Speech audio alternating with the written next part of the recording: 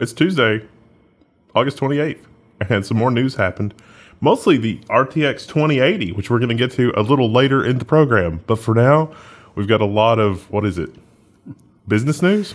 Only in your world is the RTX 2080 the biggest development. I mean, they're going to impeach the president. California's burning. That one guy died. McCain died. Venezuela was racked by earthquakes, but the 2080 is the biggest news. I really like Jensen's new leather jacket. I mean, his leather jacket was really like super amazing. Who? The CEO of Nvidia. Oh, God. Name drops. Jesus Christ. I can't name McCain, but by God, I know Jensen Wong. Well, speaking of the wildfires, it brings up an incredible human interest story that happens to have a lot to do with technology. Because when you're an ISP, you want to wring every dollar out of your customer, right? But you have to be careful because sometimes there's customers you don't want to really milk dry because they are important in some ways. And maybe the most important, the people trying to save your life.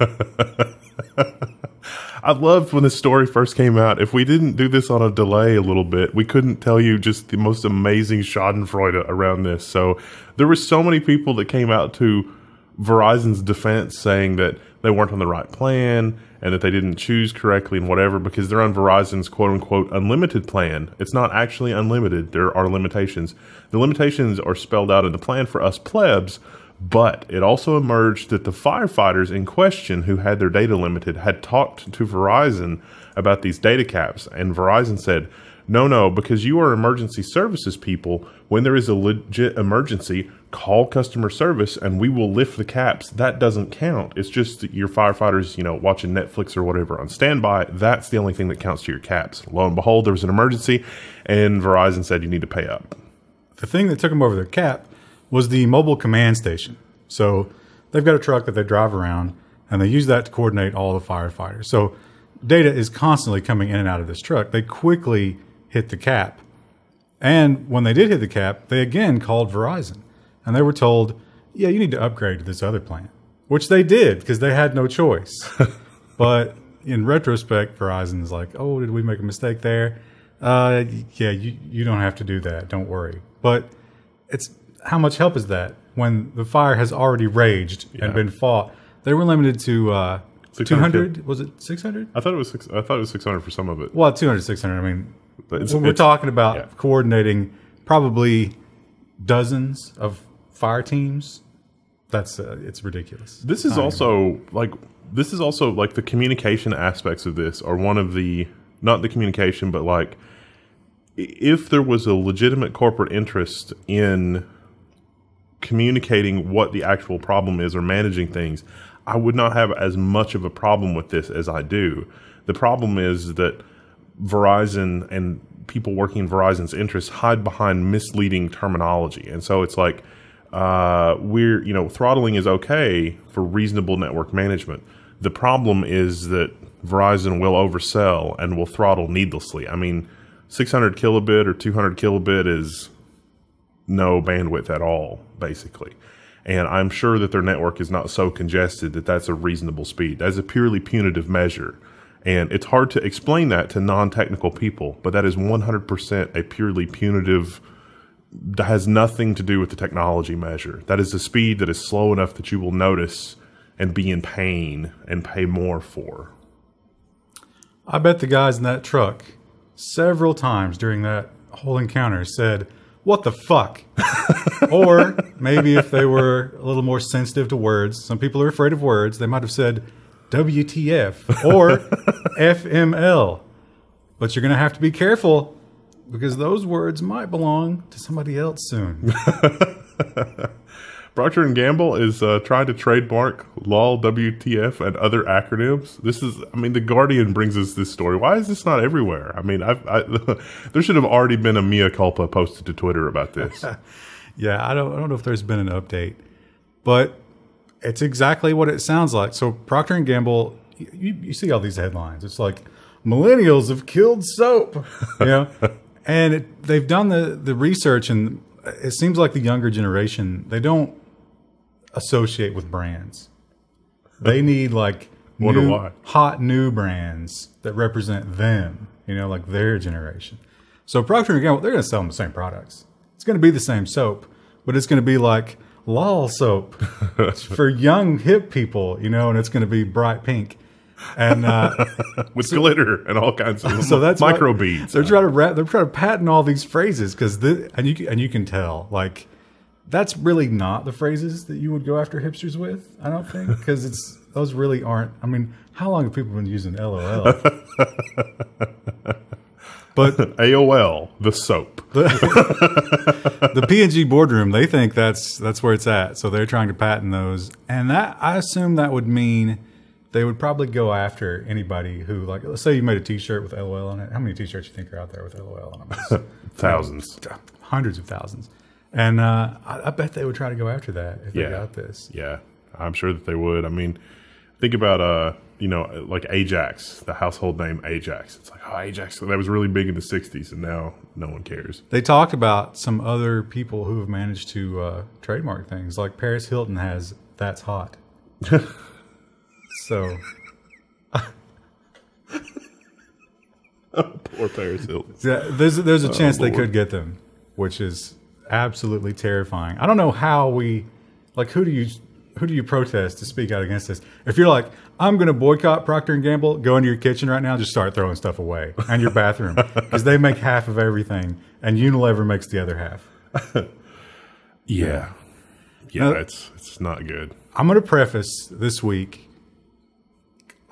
There's too much Tesla. I love reporting on Tesla, especially when it's bad, and everybody knows that. And it drives them crazy. And guess what? Here's a pro suffering from bullying tip. That feeds it. The more you let me know that I annoy you, the more I want to do it.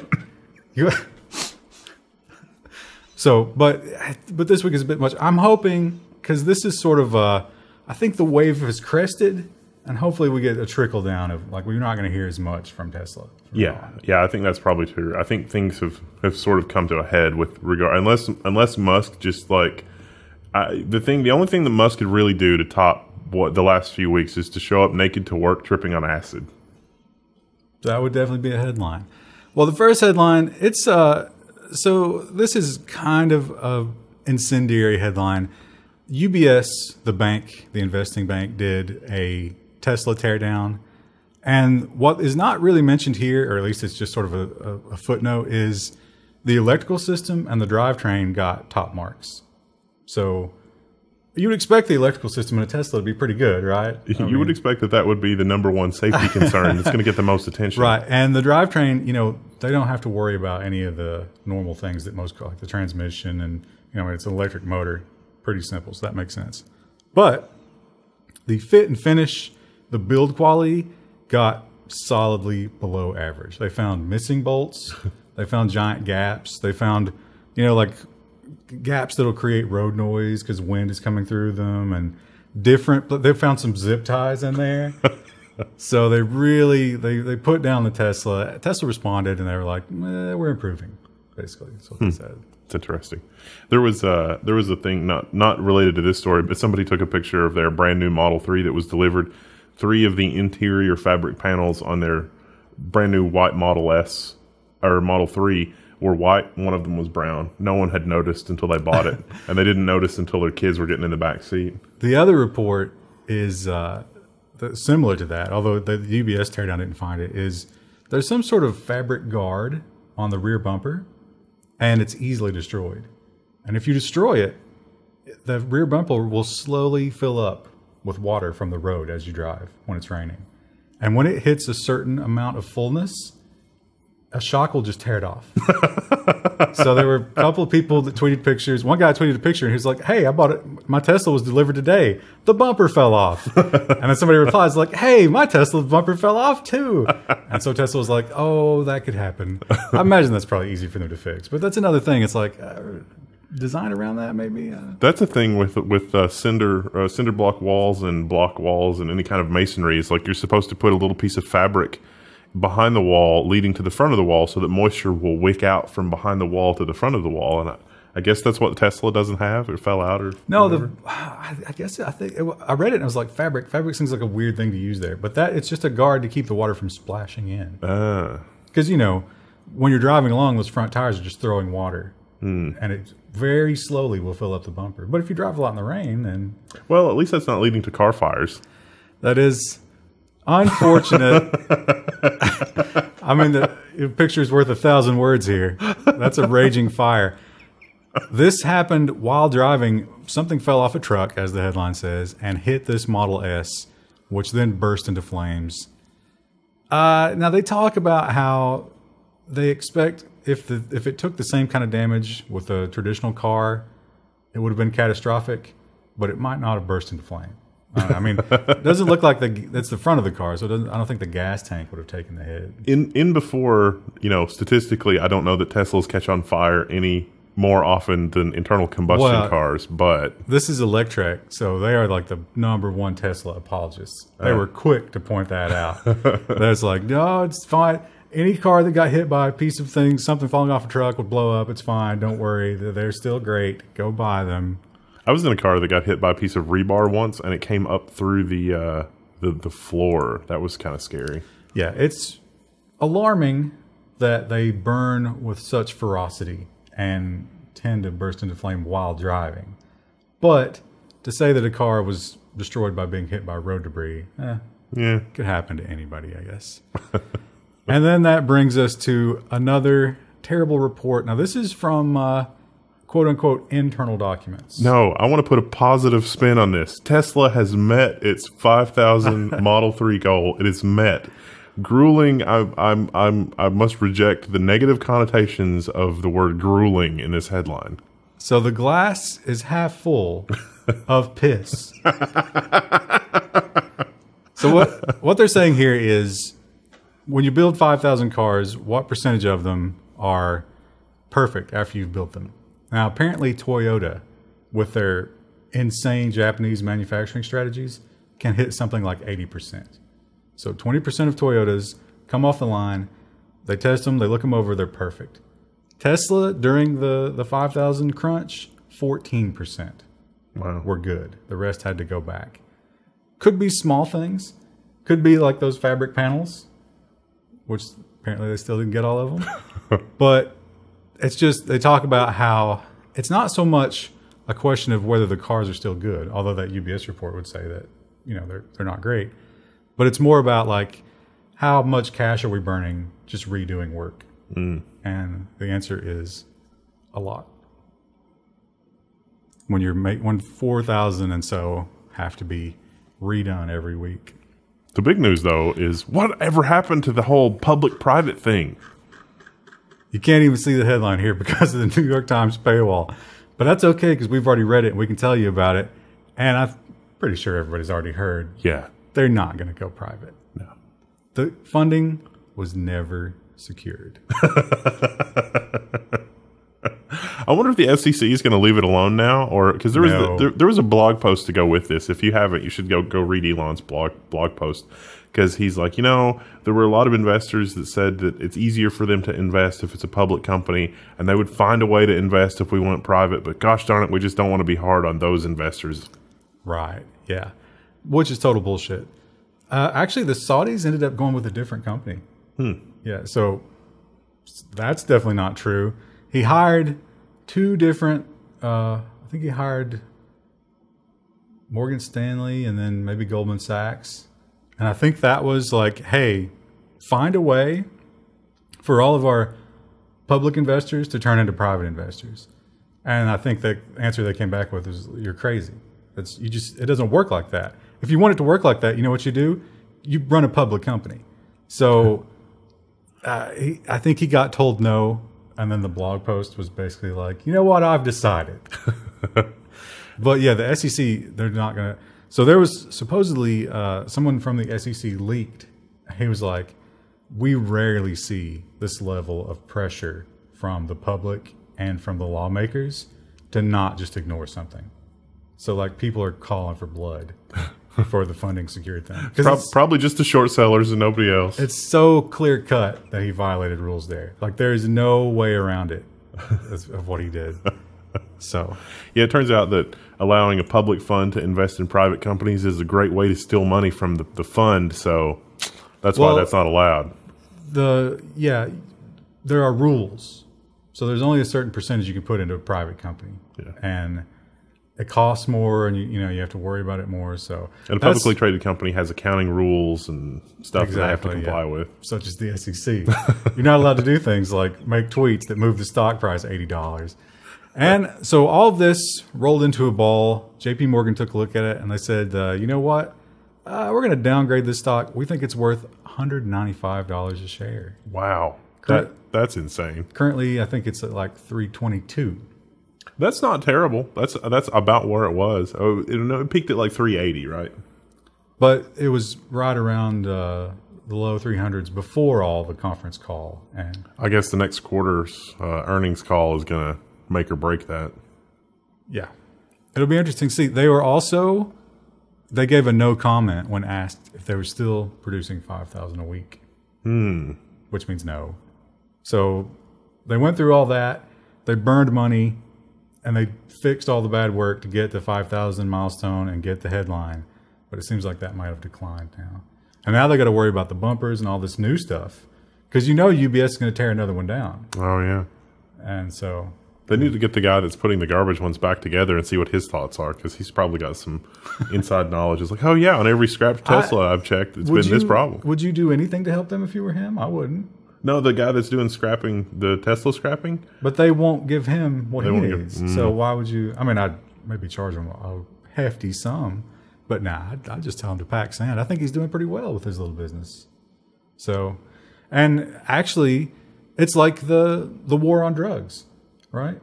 You enrich the cartels because you limit the supply of drugs to one powerful entity. That guy is going to get rich just because nobody else can fix Teslas. That's a level 1 red pill for you. Well, that's the end of the Tesla news. So if you were, had your thumbs in your ears and you were just like, man, that entire time because you can't stand to hear it, it's over. There's two things. One, you can watch videos at a higher rate on YouTube, and that actually counts as more engagement for some reason. I don't know why. Go figure, YouTube. And two, there are timestamps in every video since we've ever done, and you can use the timestamps to skip around.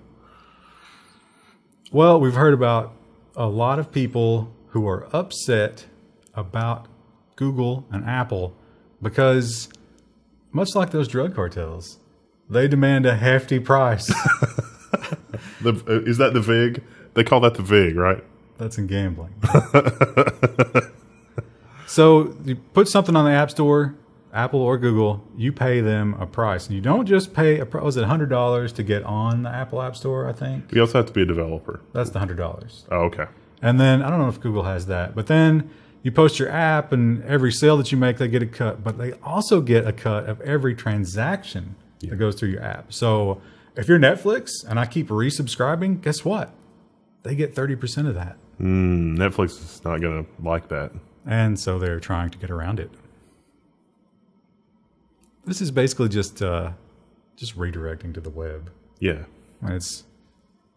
That seems okay. Apple has explicitly said, don't do that. But, But what are they going to get rid of Netflix? Yeah. So, I mean, who shoots first?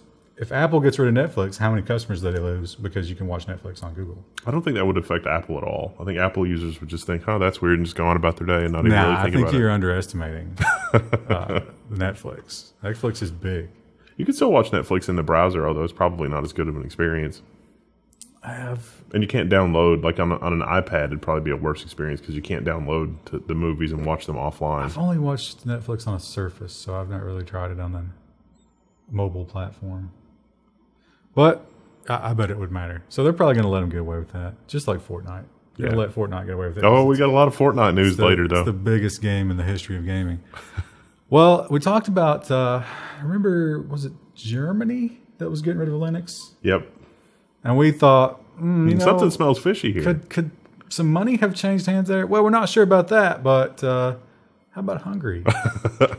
The Wall Street Journal, this story is delicious. Microsoft has been hit with bribery probe over details in Hungary. And so the thing that we thought maybe would play out in Germany basically played out in Hungary. Well, that's allegedly. We have to say allegedly. And what happened is they wanted Hungary to get Microsoft Office products. So Microsoft Office products, here's another red pill for you. Software costs different amounts based on how rich a country is. Yeah. So if you're in a poor country, Microsoft Office is not worth the same as it is in America. And you're sitting there thinking, but wait, it's the same software, right? Yeah, right. It's not really worth what you're paying for it. They're willing to take a much lower price. Yeah. So what they did is they sold this software to a local redistributor of software for pennies on the dollar. And then that redistributor on the books sold that software to the government at full price. The suspicion is the difference went to bribing the government to adopt Microsoft. And I think it seems kind of likely. That sounds like the VIG with more steps.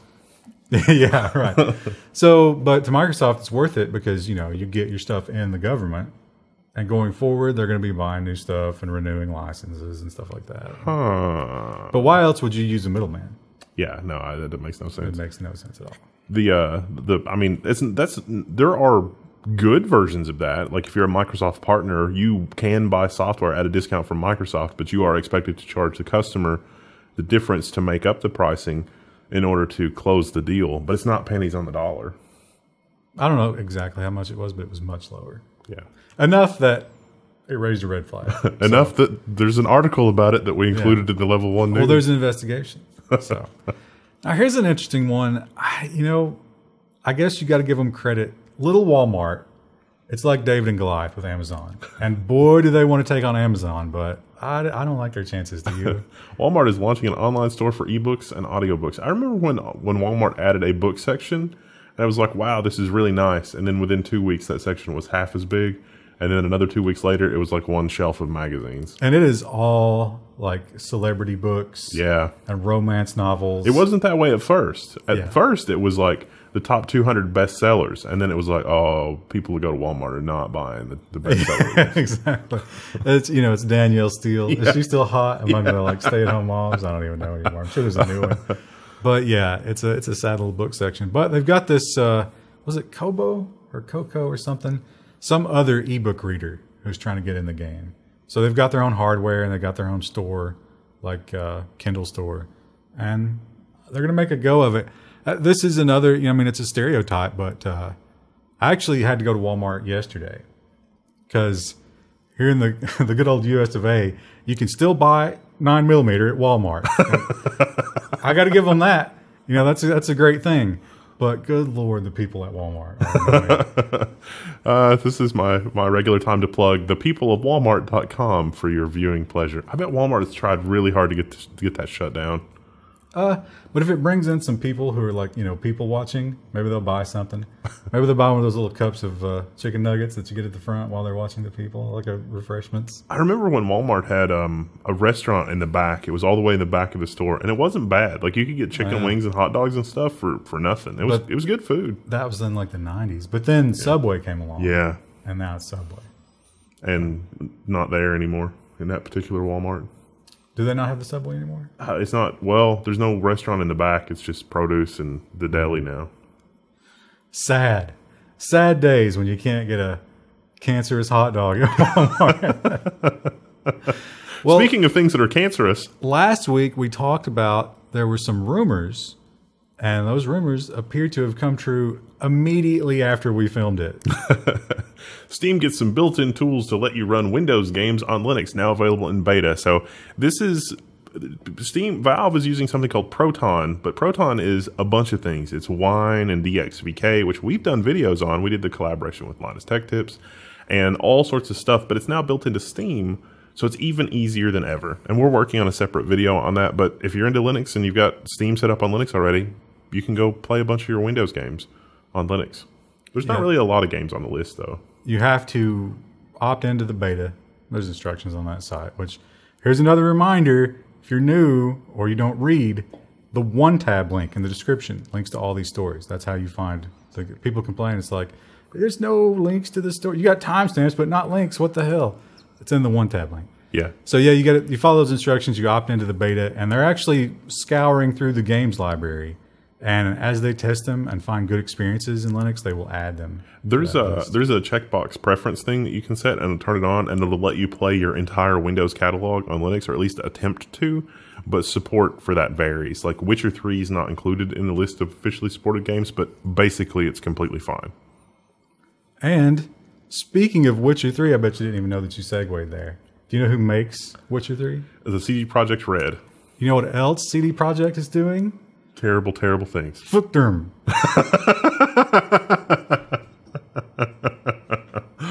GOG, the distribution platform for DRM-Free video games, has launched a new initiative designed to promote content without embedding the DRM. Woo! The Steam announcement actually says that there are some games they're working with publishers on that work, except for the DRM.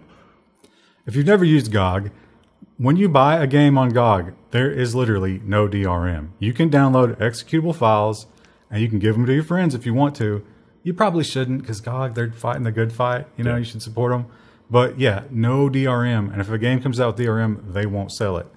So they're fighting the good fight, and they're trying to launch Fuckderm as a way to not just do DRM-free games, but also music and books. They don't have a lot of selection right now. Not a lot of people. I remember, I don't know if they still do, but Amazon used to give you DRM-free MP3s for $1, which was nice. It's still very easy and possible to get DRM. I like MP3s. Going DRM is actually a fun story, because when we first started with iTunes, it was that terrible proprietary format, and every time you upgraded iTunes, it was like, let me go through and give you a new and different codec, and it's like you could burn that onto an audio CD, a regular analog audio CD, and then re-rip that back to a DRM-free format. Did you say chisel that onto a stone tablet? Yeah. Well, that was how you. Yeah, that was how you. You could have a thing that would work on your Zune, or your your what? Did you say quill and parchment? Yeah. So. Now this is a story that I'm sure you had the same idea when you read it. It was like, yeah, I wish. Yeah. You spend more than 5 hours each week checking your email. I spend more than 5 hours responding to emails I should not have to respond to. Never mind the legit ones, which is probably another 5 or 10 hours. But this is unsurprising. It's this is white collar jobs, of course. I mean, if you're a plumber, you probably don't answer a lot of emails. But I'm probably happier for it too. Yeah, it's a terrible, terrible time sink, because people send emails that they shouldn't.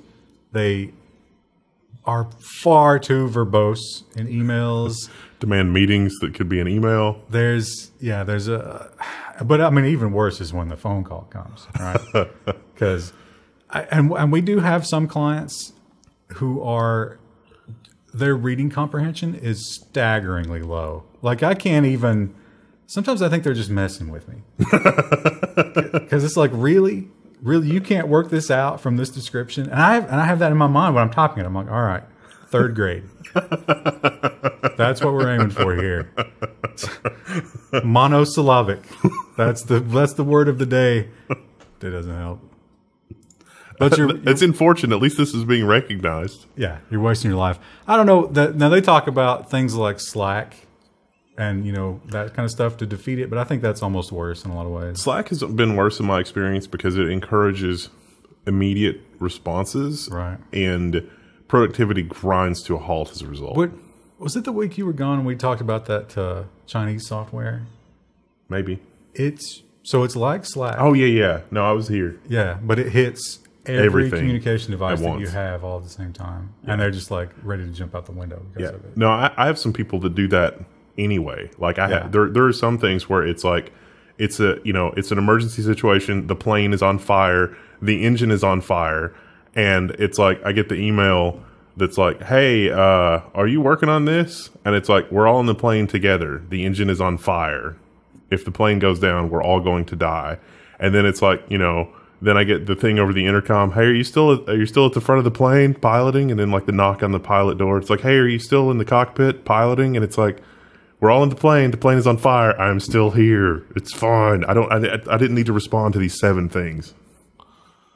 Well, as Wendell put it, the biggest possible news this week. Forget all the geopolitical shitstorm that's going down in Washington, and all that bad news stuff we always report on. We got new graphics cards coming. This week was the record number of murders in Mexico ever.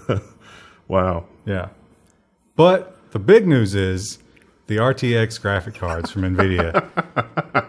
And they do seem to be very powerful. Also very expensive. Also very shrouded in mystery, because Nvidia is being real obtuse about some of the performance numbers here. And the prices they announced at the press conference, kind of high, but they weren't even the real prices. The real prices were much higher. Oops. So yeah, they sounded a little too good to be true. Now you're probably thinking, should I buy? You don't want to hear any of the crap. You're just like, green or red, yes or no, what do I do? And Tom's Hardware is here to tell you, you shouldn't buy the RTX graphic cards under no circumstance. They lay it out, they put it right there in the headline. You should not do it yet. But Tom's Hardware says, well, this is the next day. You should buy. Just go out and buy them. Don't even think about it. Now wait a minute. What company said not to? Oh, Tom's Hardware. And then on the pro side, oh, Tom's Hardware. Well, in fairness, you shouldn't buy it yet. And then the next day, they got the extra information they needed. And it's like, no, it's cool. Go right ahead. The extra information being, we're going to stop advertising. Yeah. The extra information, NVIDIA pulling the sponsorship plug. That's what you're talking about. That right. seems, yeah, exactly. That seems likely. So, yeah, I don't know. It didn't seem to matter, because if you pre-order one now, it's going to be like November or something. But the way that the press release is set up and the way that the numbers have been released, it smells like Hairworks all over again. Because when Hairworks came out, it was like, look how much slower other graphics cards are at rendering Hairworks in software. And of course, it was just, other cards that weren't set up for that were just glacial. But Hairworks was insanely fast on those cards. And so with the ray tracing and all the other stuff that games don't really yet take advantage of, other cards are going to be slower. But for the games that are out today, how much faster are those? Just drop in, launch day ready. And it doesn't seem like it's going to be that dramatically faster. It looks like a 1080 Ti and a 2080 are going to have similar performance. Maybe the 2080 Ti is going to be like 5 or 10% faster, but is that worth $100 more? Because it's going to be $100 more. And by the time ray tracing hits prime time, there's going to be competitive cards out there. They're going to be way better than this one. It'll probably be at least a full generation, maybe two, before ray tracing is a thing. I'm sure they'll do a couple of flagship games, because Nvidia will literally subsidize the development cost of those games. Because they can, and they'll try to make it something that everybody wants, maybe like a big IP. But is that a reason to pay $1,000 or $1,200 for a graphics card? No, I don't think so. And there are some indications that they're planning on an even higher end card, which is maybe the Titan version of this card, which is even more. I mean, the silicon die on that thing is huge. It's GDDR6. We know the specs, but there's not really any super good hands-on performance, whatever. But we of course pre-ordered them at Level 1 because we're gluttons for punishment. Pre-order culture. We didn't pre-order it. We pre-ordered it for you, because you weren't going to be able to get it on time. I can't keep a straight face while I'm saying that's like when your parents beating you and they're like, I do this for you. I wonder what Tom's did, because there's no point in Tom's getting one. Can we have Tom's Hardware? Because there's no point in... Well, they don't need to test it. They probably got theirs for free, but then they were told you're never getting anything else for free. No, I don't think anybody hasn't. I mean, maybe, but because of the article from Tom's where it's maybe they're trying to assure that they do get one. Oh. It's like, we don't need to test it. You should just buy it. And it's like, no, this smells like... I mean, remember when PhysX was patched out of the driver, and remember Hairworks, and, I don't know. I mean, it's awesome. I'm super excited about seeing new technologies in graphics cards and the TensorFlow stuff. Genuinely very excited about that. But how do we snatch defeat from the jaws of victory here? I mean, Nvidia doesn't have to be dicks about having the most amazing graphics cards ever, because that's what this smells like. Well, I actually expected we usually do government first, and I expected another story to come before this one. So we've lost the lead into this. But there is the Russian specter. It hangs over everything we do here in America. If you're at a vending machine, the Russians are probably spying on you somehow. Then your vending machine choices, and they're going to use that to try and make you vote for Trump. That's the narrative.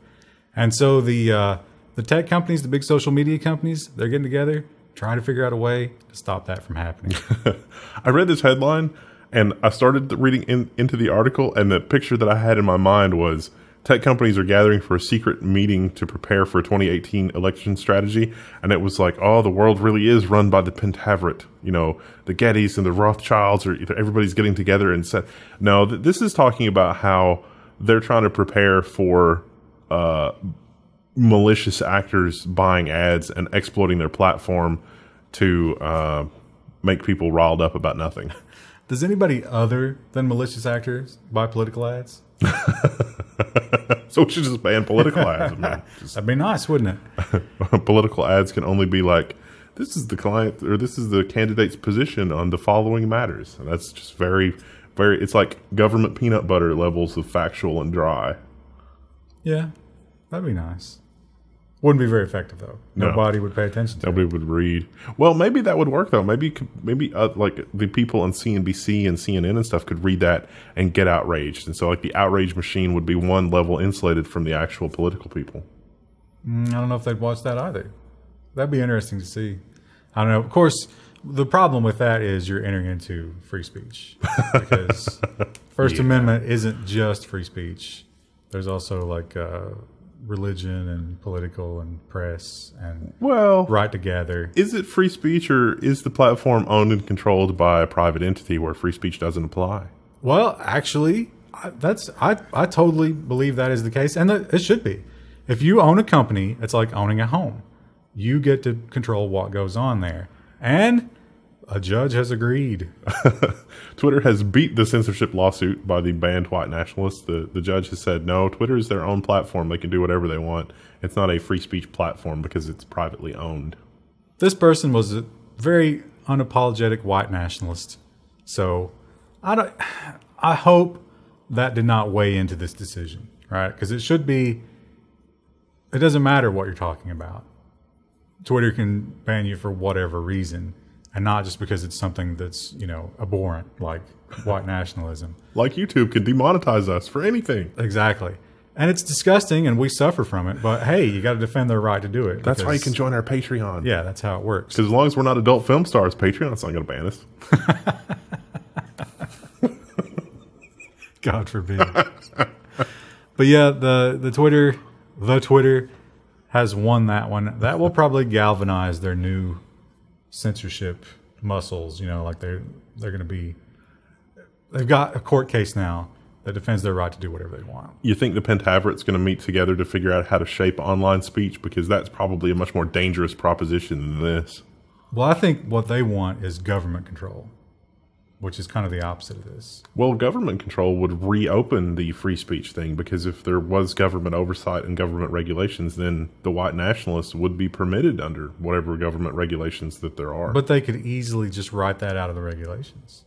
All they have to do is spend lobby dollars to change the laws, which is easy for them. I think it's a little bit of a Pandora's box, because if that were written in law, then they would have to follow the law in order to not be running afoul of whatever the shared platform is. But by being private, they can do whatever they want, and they don't necessarily open that can of worms. But everybody, like the Alex Jones thing, pivoted everybody on the correct side of that argument onto the regulation side. Yeah.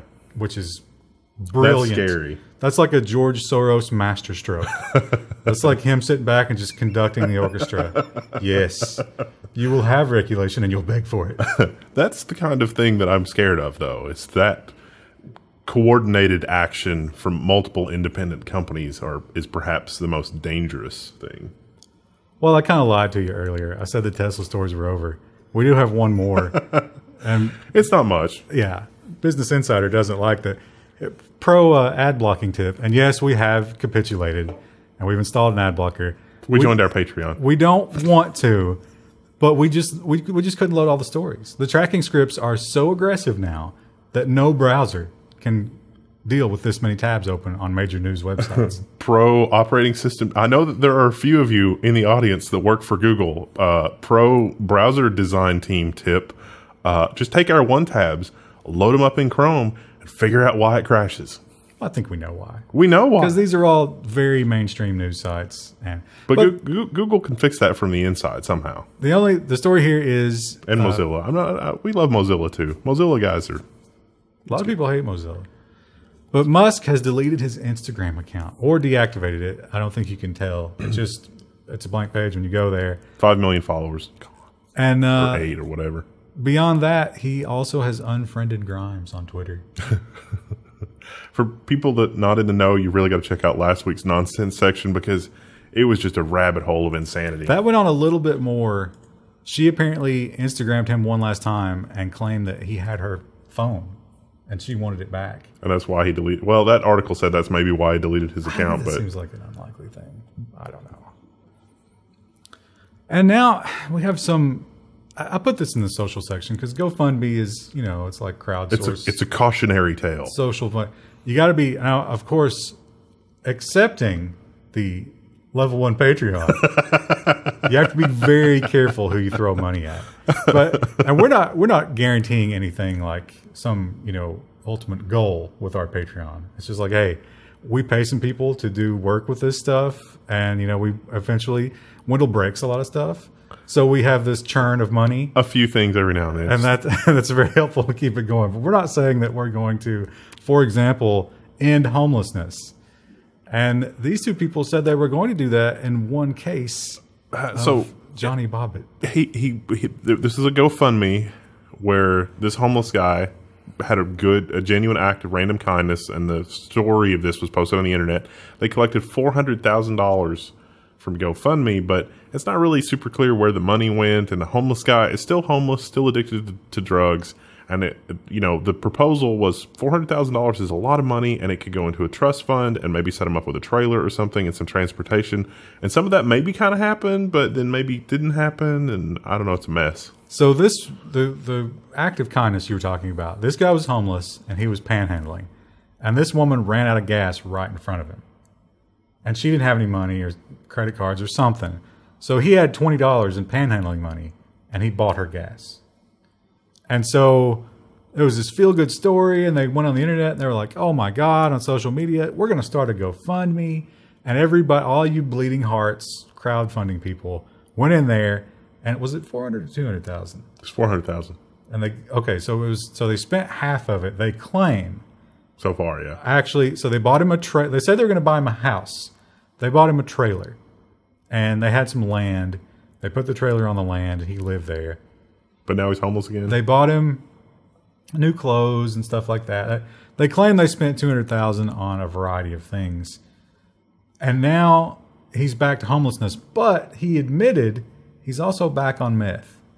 I think it's meth, some kind of drug.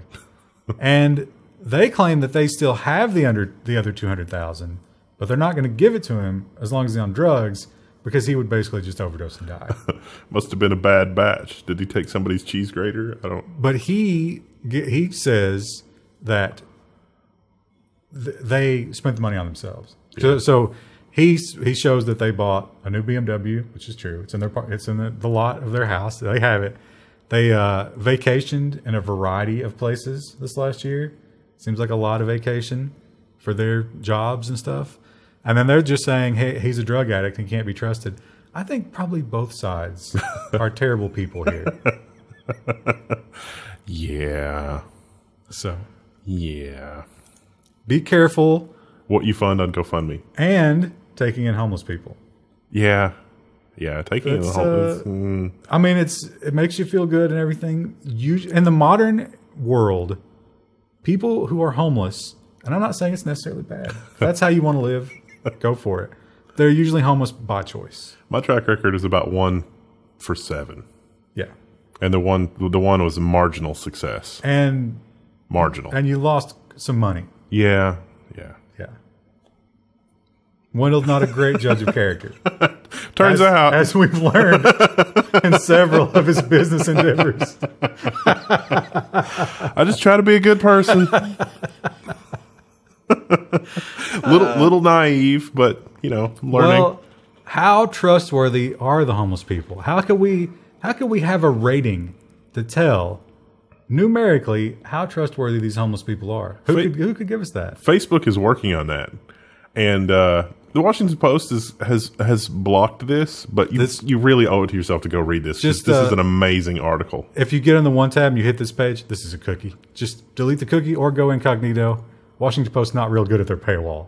There are so many stories we have this week where it could be juxtaposed next to stories from times gone by, but Facebook is building social credit. Yeah, it's from China. It's literally the same thing, but this is a private company with no government oversight building it versus China, who's doing it institutionally. And I honestly don't know which is worse. But I'll tell you, Facebook is worse, and it's the reason I always say about China. China is horrible. They violate human rights.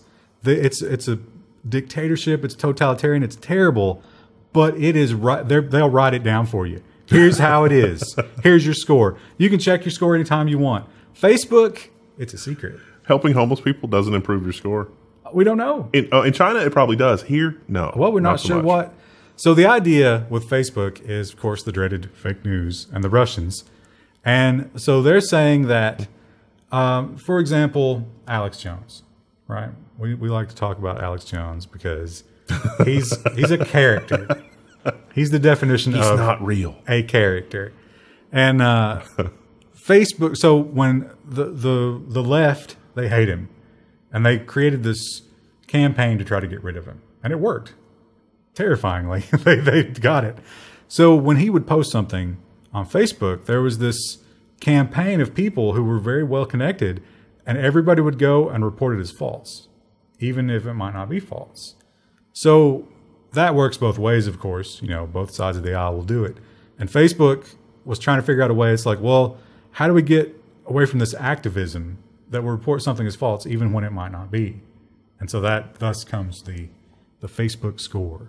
So if you have that pearl-clutching blue hair, her trustworthiness score is not going to be real super high. Or,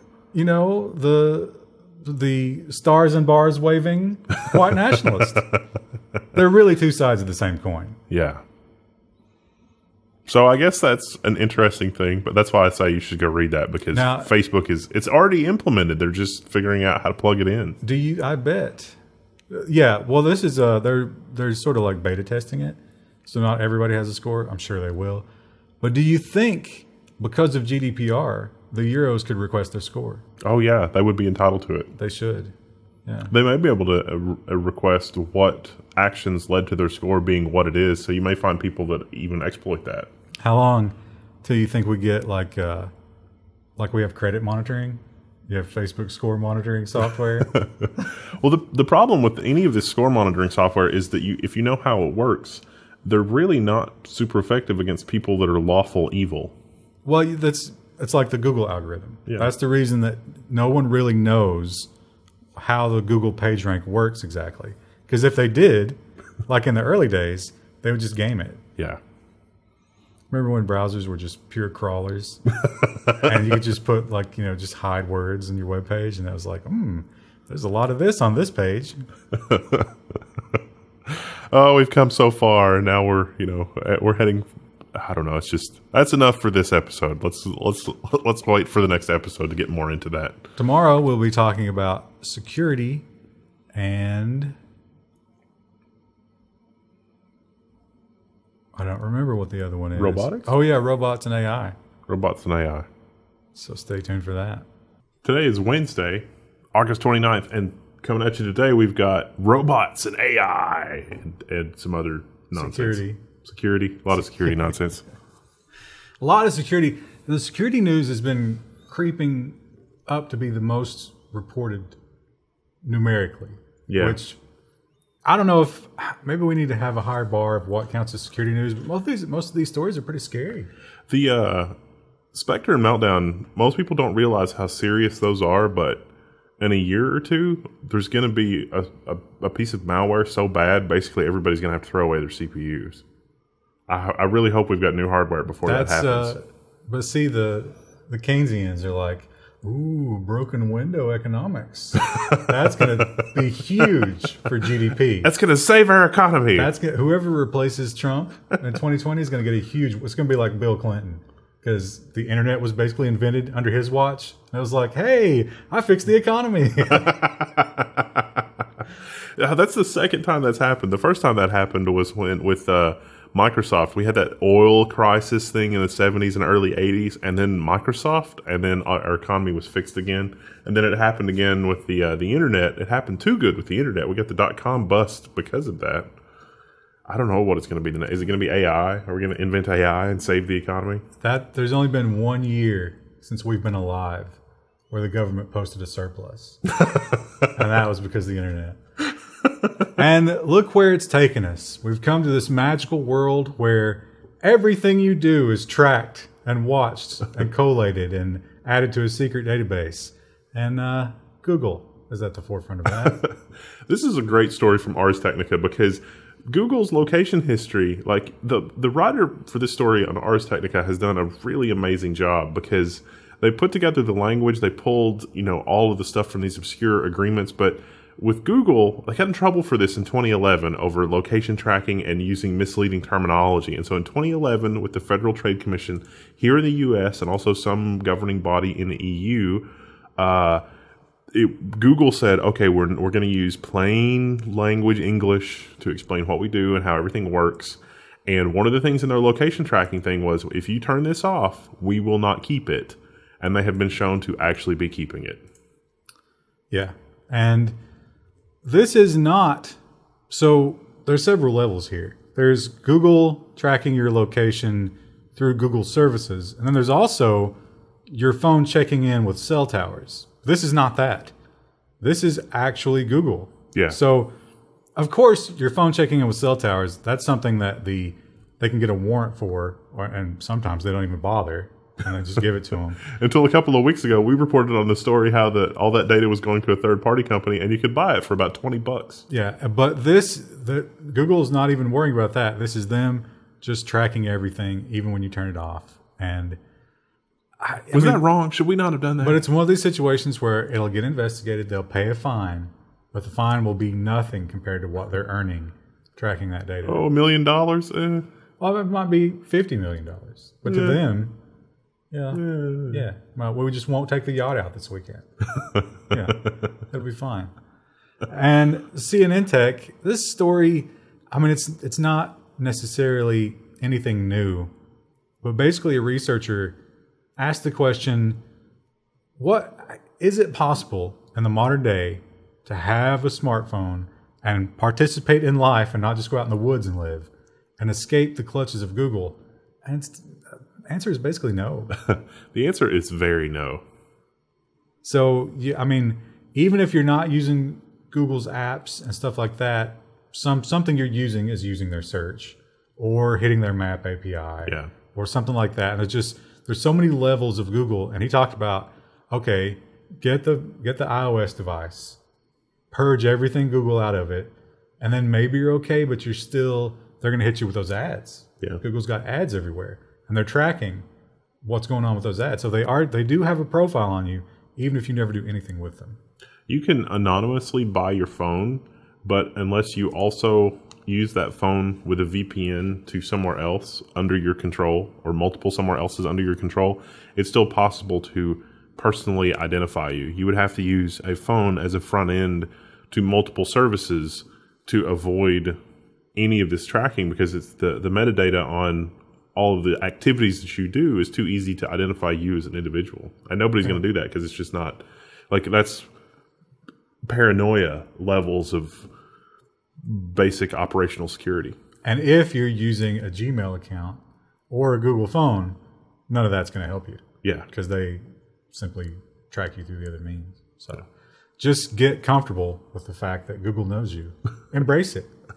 Let their loving tentacles envelop you and feel the warmth from it. I've spent so much effort cultivating about 8 or 9 different personalities in Google, and so far it seems to be working. Google thinks I'm about 8 different people, which is good, I guess. That's one level of obfuscation. It's not the best, but it's okay.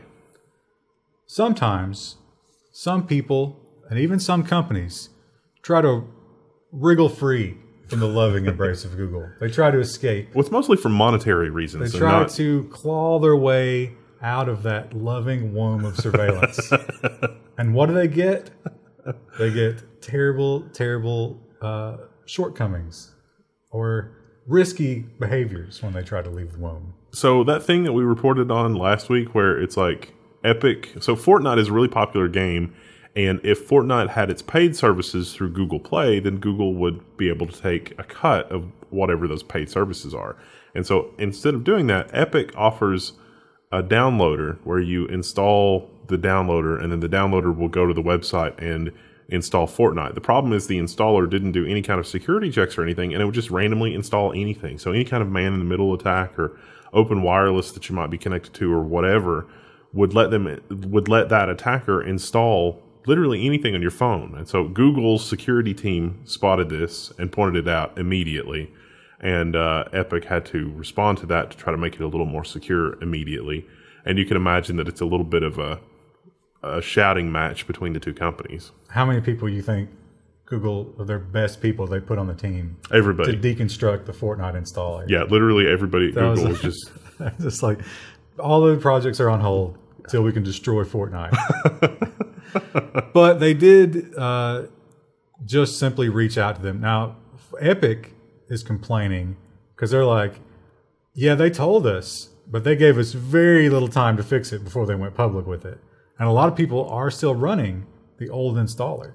So if you have the very first Fortnite installer, like if you installed the game and you haven't updated your installer since then, you should do so. Yeah. Immediately.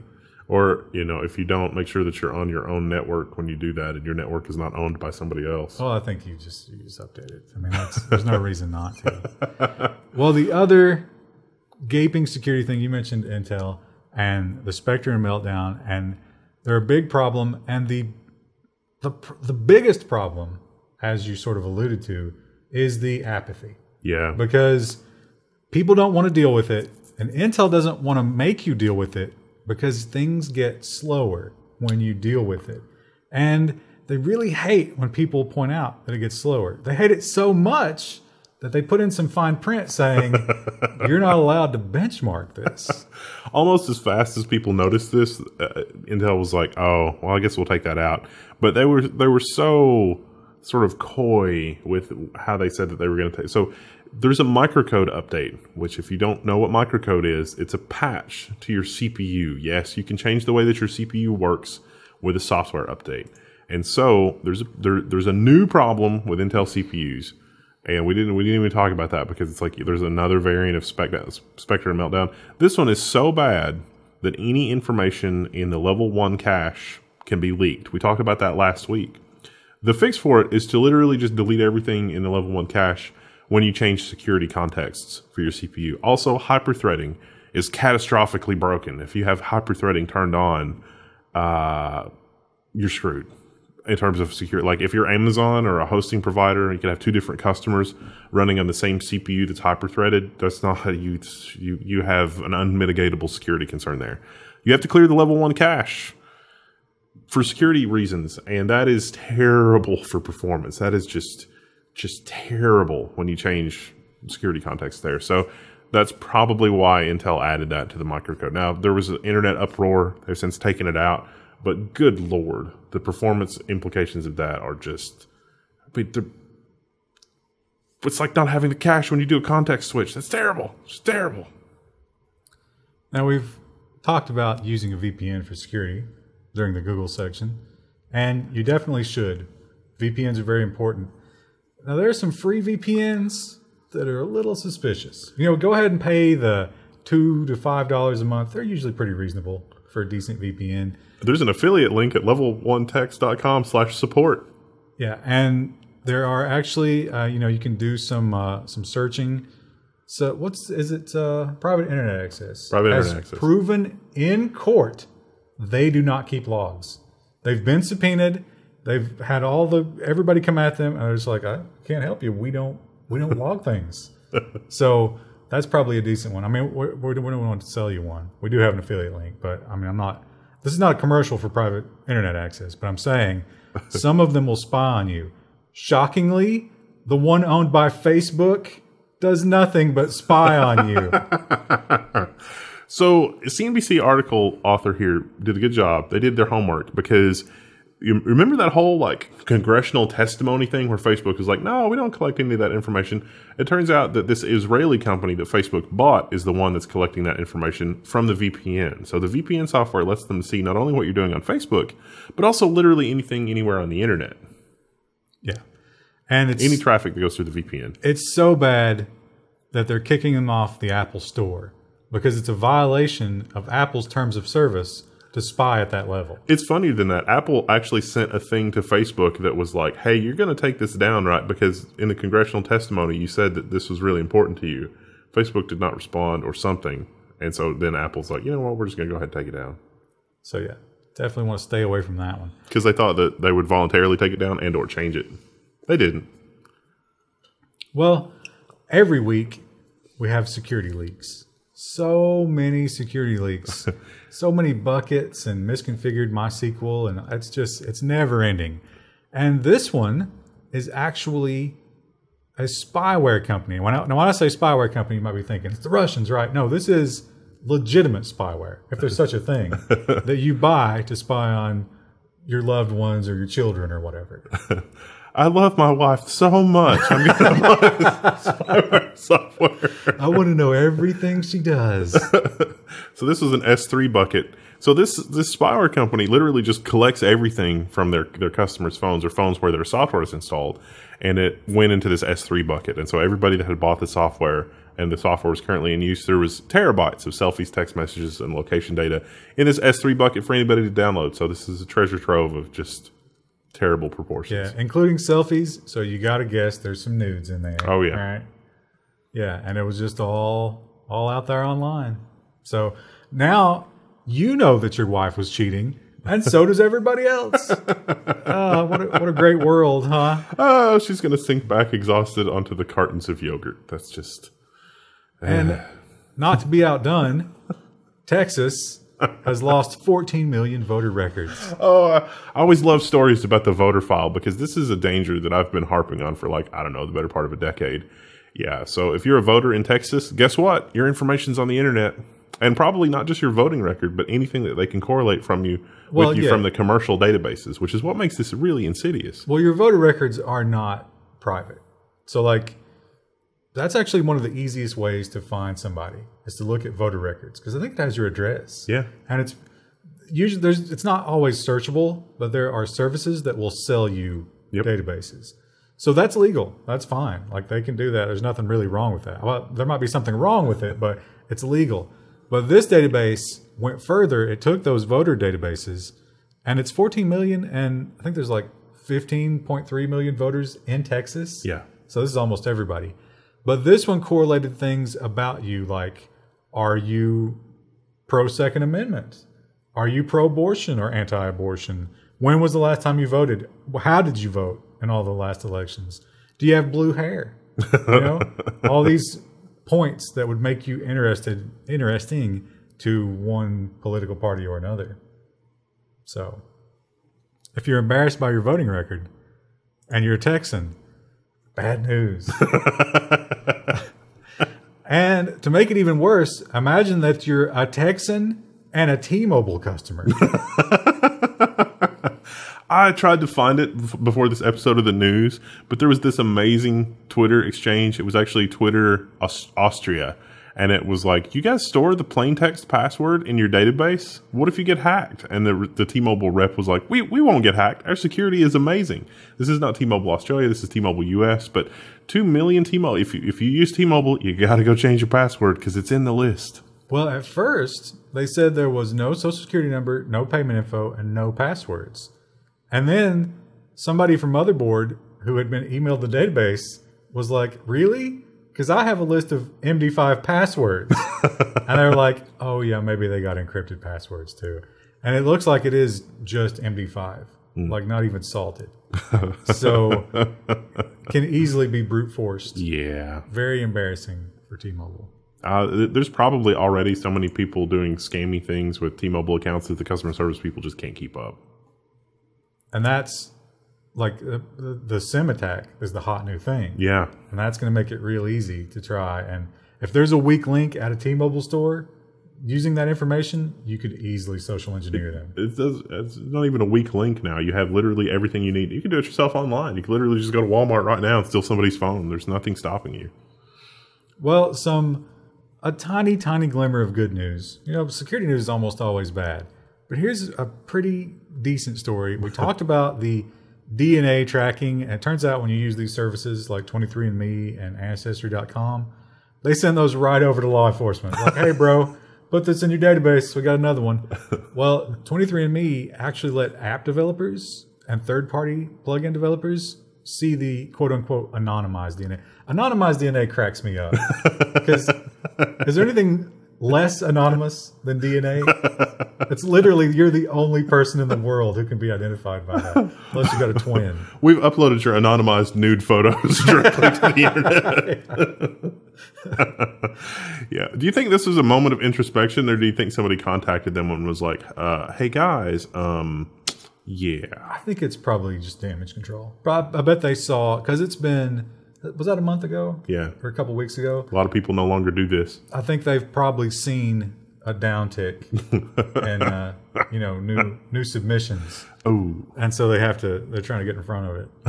Well, I think Uncle Oliver might have been a serial killer, so I'm just not going to submit my thing to the database to avoid the family embarrassment. Yeah. Well, they brought up the was it the Golden State Killer? Is that what he was called? Yeah, they caught him because one of his relatives submitted a thing, and they were like, "Oh, hey, your uncle killed some people." Do you use AirMail on Mac OS? This is probably bad. This is an incredible exploit. So most of you who work with the web at all, you're familiar with Mail2, the protocol. Well, Apple has a different protocol called AirMail. You know, it works exactly the same as Mail2, except unlike Mail2, it can go in and read your old emails, and it can send emails without a prompt, and it can do all these things just based on a phishing email. It can also steal files off your computer without you having opened that phishing email. If it knows the location of the file, and in AirMail, the database, it's a SQLite database that stores all of your previous emails, is always in the same location. Before we had S3 buckets, we had SQLite databases. Yeah, so the exploit that makes it automatically, so it's essentially they're using a race condition to simulate like a JavaScript click. You can't actually use JavaScript, but you can use this race condition. And basically what it's trying to do is click the link as soon as you open the email. It doesn't always work, but sometimes it does work. But even when it doesn't work, they can hide the email as like an image or something to make you want to click on it. And as soon as you click, you're emailing your entire email history to just whoever. Yeah, so don't use AirMail on Mac. Yes. Don't use AirMail or Mac. Well, we always see, when we have these, DEF CON, these hacker conferences, something embarrassing always happens to companies who get involved. But this was the company, the con company themselves, very embarrassing. They accidentally the whole thing. So this was a case of the RFID cards. The RFID cards they used for getting you in had a little bit of information, and it was scrambled, but then it also had a link to a service on the internet. And it was really super easy to reverse engineer the API interface for the service on the internet, and then you could just increment the badge number because it was an incremental number, and gather all of the attendees' information from the virtual business card link that was embedded on the RFID card that got you in and out of everywhere you needed to go. There was no limit on the API requests. So this guy figured he didn't do it. Well, he might have done it. He claims he didn't do it. But he figured it would take about 6 hours to iterate through every possible combination because the API wasn't throttled. They fixed it immediately, but it just goes to show you, if you're going to do a hacker conference, you really got to pay attention. It's like, ooh, you know what we should do? We should do these hipster name badges. Oh, it'll be so cool. You really got to be careful. The security is going to be better and yet worse for everyone. And speaking of security, being better, and yet worse, Google has an interesting policy. So when Google crashes, and you bring it back, it blames other applications. Couldn't be our fault, right? But here's the problem. Those applications didn't necessarily cause the crash. Yeah. So Bitdefender has stopped scanning Google Chrome in memory as of Chrome 66 as a result of this, because Chrome will say that Bitdefender is messing with its process. And so this application could prevent Chrome from working properly if Chrome crashes for whatever reason. And it doesn't just blame Bitdefender. There's a number of anti-malware type applications, but it's not that Chrome is looking at what happened. Chrome has a blacklist, and if it just sees any of these applications running after a crash, it assumes they were responsible. Because again, couldn't be our fault. Couldn't be that the computer's just crappy and bits are getting flipped in memory. It's got to be these programs. So several plugins and other programs are just simply not looking at Chrome because they're getting blamed. And of course, normies are going to look at that and they're like, what? Pornhub crashed because of Bitdefender? I don't need Bitdefender. And then it's gone and you lose customers. So that's kind of crappy. Now, I added this in security because this is Spectrum. Oh, this is the IEEE. So this is sort of a feel-good story, but I find this terrifying. This is a road that can detect your weight and speed of travel. Yeah. At all times. Depending on how accurate it is with the weight, it would be possible to individually identify vehicles. It also has a magnetic field, so it can tell how big the axle on the vehicle is. Kind of like traffic lights. Oh, yeah. Now, did you know, here's the really terrifying thing about this. High performance tires, and probably all tires, if not already soon, all come with RFID chips. Really? Yep. Wow. So if your road can read RFID, guess what? They're going to track you. It's like, hey, just because I'm doing, 95 and a 65, they don't know who I am.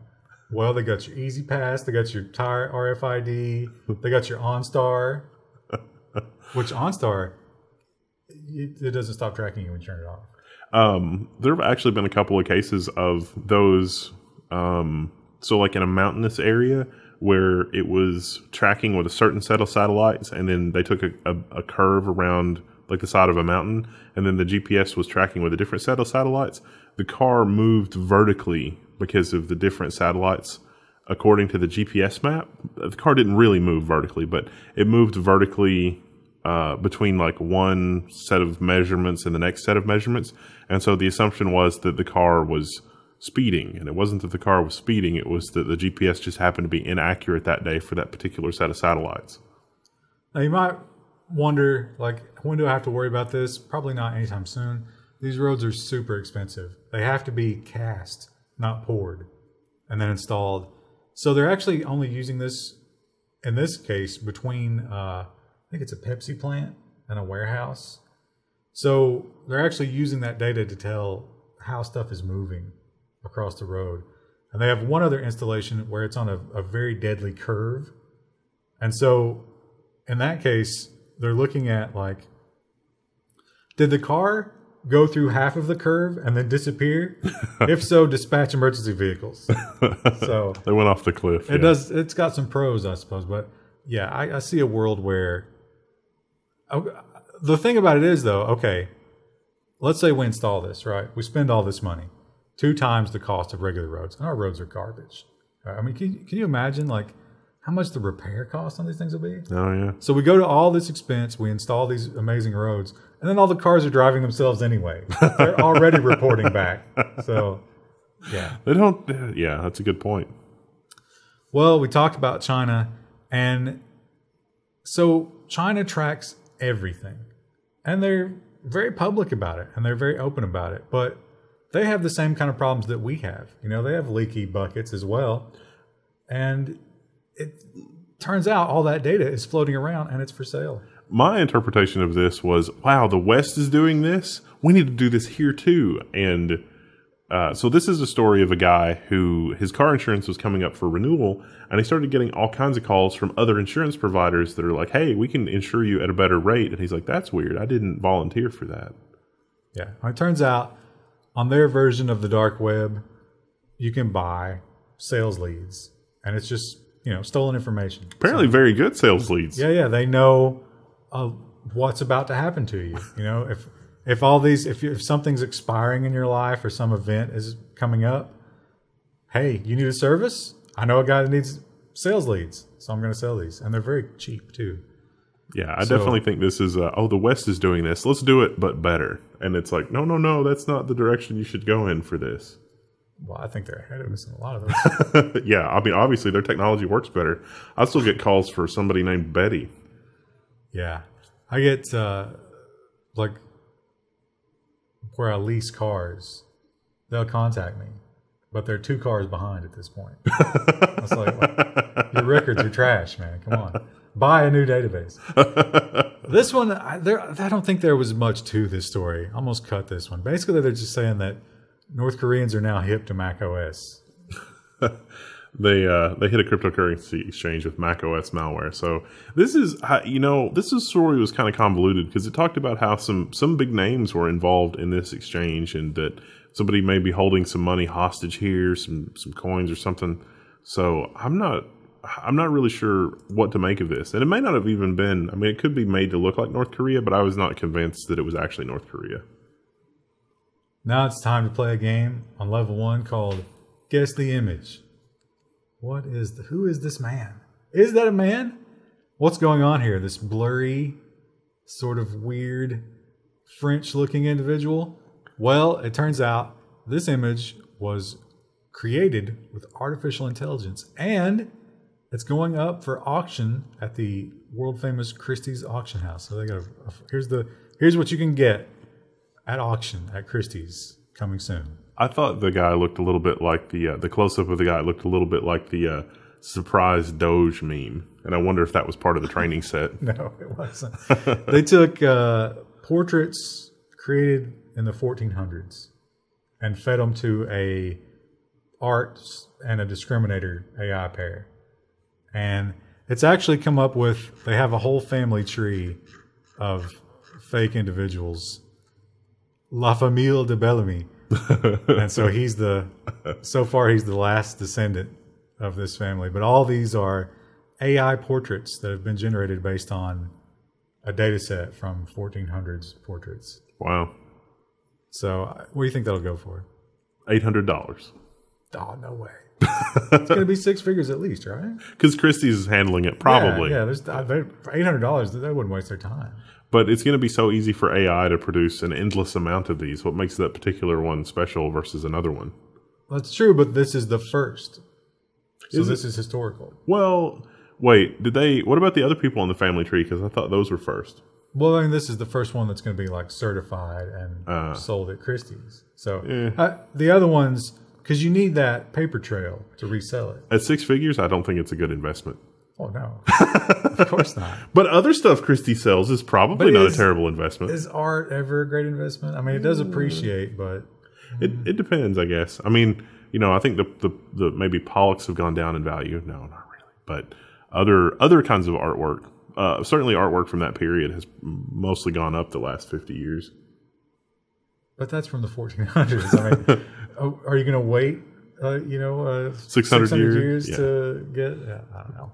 we've all literally been replaced with AI at that point. It's like, this is the first of our kind made this.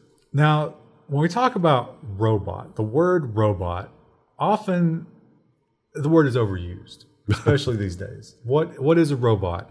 What constitutes an actual robot? Are we talking about is a web crawler a robot? Because it doesn't have any moving parts. But now we have this checks every box, I think, for robots. It is a robot that will murder. It's murdering lionfish, if that makes you feel any better. I like the picture. The picture honestly looks like something that I would build. It looks totally like something it's in the early stages. Yeah. But it hunts lionfish. It sees a lionfish and it shoots one of those little dart thingies, presumably without the cork on it. and then the dart thingy causes the lionfish to float to the surface where it's collected. Yeah, the orange parts are buoyant. And the really cool thing about it, it's kind of like, I think, is it seahorses where they have like that bladder and they can control their buoyancy? So when it loses a dart, it automatically compensates for the loss of buoyancy. And so it can say, so it's got, what, 6 darts there, maybe 7 or 8. And it'll just hunt 8 lionfish. It uses AI to tell lionfish from every other kind of fish. And it's totally autonomous. All by itself, just you throw it off the ship, it hunts, it comes back for more darts. It's truly an amazing robot. Now you might be thinking, oh, the Malayan fish. Well, it turns out they are incredibly invasive. They lay 4,000 eggs per day. Wow. Yeah. That seems like a lot. That's a lot of lionfish. And they're outbreeding and out eating all of the other fish. Apparently, I think it's an Asian fish. Our fish are too stupid to recognize them as danger because they're so exotic looking. Maybe they're mesmerized by them. And they just let them eat them. Wow. So, that seems bad. So this is like a fish terminator then. And it's obviously what we saw there is not the finished product. But what was there was I mean, I think if it ends up being a chrome skull with red eyes, that would probably it shoots darts out of the mouth. Yeah, that'd be cool. That would be worse though. I'm sure it'll get some kind of cool, sleek looking because you want something that's going to cut the drag in the water. So it'd have to be like a streamlined body. But then you still have to have a launch mechanism. I'm looking forward to seeing what that looks like. Well, modern universities, they've become echo chambers. They've become very expensive as well, and I'm starting to figure out why. So this university is outfitting its living spaces with thousands of echo dots. So Amazon has partnered up with, I forgot where this is, but they partnered up with them. And so it's a custom version where the students can ask things like, where is the registrar and what time does the library close and that kind of thing. It's the St. Louis University is where this is. And students don't have to use them. You can put them in a drawer. And the university said that they don't collect or capture anything or have any way to individually identify which student asked what question. Don't worry about that, bro. But I really have to, it's like... These are in your dorm room. Yeah. Not only are they in your dorm room, but they're also in the common areas and stuff like that. You can unplug the one in your dorm room, sure. But I don't think they're going to let you unplug the one, in the study area. Can I use this to order overpriced student meals from on campus from the mandatory meal card? Is that still a thing? So they're saying that the purpose of these things is so you can query anything that's going on campus, right? You'll be like, hey, what time does the library close? Which, you think St. Louis University doesn't have a 24-hour library? They must, right? But anyway, all these various things you can ask it, but it's going to be listening. It's always going to be listening. Now, I guarantee you, here's a level 1 prediction. 6 months from now, minimally, there's going to be a rape case. And we're going to find out that the St. Louis... I shouldn't laugh about that. The dots were listening the entire time. Yeah. But, I mean, as often as we get, false accusations in colleges these days, maybe that's not a terrible thing. Maybe you should, get clear consent within hearing of the dot every time. I didn't think about that aspect of it, but maybe the campus's insurance agent was like, look, we'll give you a break if you just record everything all the time. Yeah. So be careful. If you're at St. Louis University, be careful what you say. Could also be misinterpreted by the AI, so that's fun. Could do it. Well, robots, AI, once again, what constitutes a robot? Could we say that all of Google's data centers are now robotic? Because they are in control of their own cooling. I like the story. So the headline is Google just put an AI in charge of keeping its data centers cool. But what was actually happening here was the DeepMind AI was monitoring the data center and then telling the data center operators how to control the heating and cooling system, or presumably just the cooling system. And the people that were taking the report from the AI and controlling the cooling system told engineers, this is like, the AI is always right. Just give it direct control. So they created some safeties for it, but basically the AI is in total control now. And they claim they're saving between 12 and 40%. Yeah. Which is incredible. I mean, imagine 40% of the cooling cost of an entire data center. That's a lot of money. Yeah. It's a lot of energy savings as well. Yeah. So that's good news. I'm wondering, can I get one of those for my apartment? It's called a Nest. I don't want that. That's like having the Echo. It will learn your routine and stuff, and you can put it like your. I don't have one of these, but somebody was showing me they've got a thing on their phone when they start heading toward their house because they're like a 10-minute drive away or whatever. There, and it's around the end of the day. That is what causes their air conditioner to kick on, and their air conditioner is their house is approximately the right temperature by the time they get there. But I always thought that it was more expensive to take a home from hot to cool than to keep cool. I guess it depends on the size of your house and like how efficient it is. In his case, getting the house from 80 to 70 only takes about 12 minutes. Yeah, well, I'm still not willing. So you're telling me I have to put an Internet of Things device in my home. I have to turn on location data on my phone, which we know is already the price on. of convenience. Yeah, you know what? I'll pay that extra $5 a month. Might be more like 15 or 20 minutes, but yeah, I could see an old house where it's like the air conditioner can barely keep up, and it's like it's going to take an hour to get it, cooler. That's maybe a thing. Well, Zoox. We talked about Zoox once before, but I remember when we did the story about Zoox, it was kind of like, hey, there's a company called Zoox, and they're going to make self-driving cars, and that was all the story was. Yeah.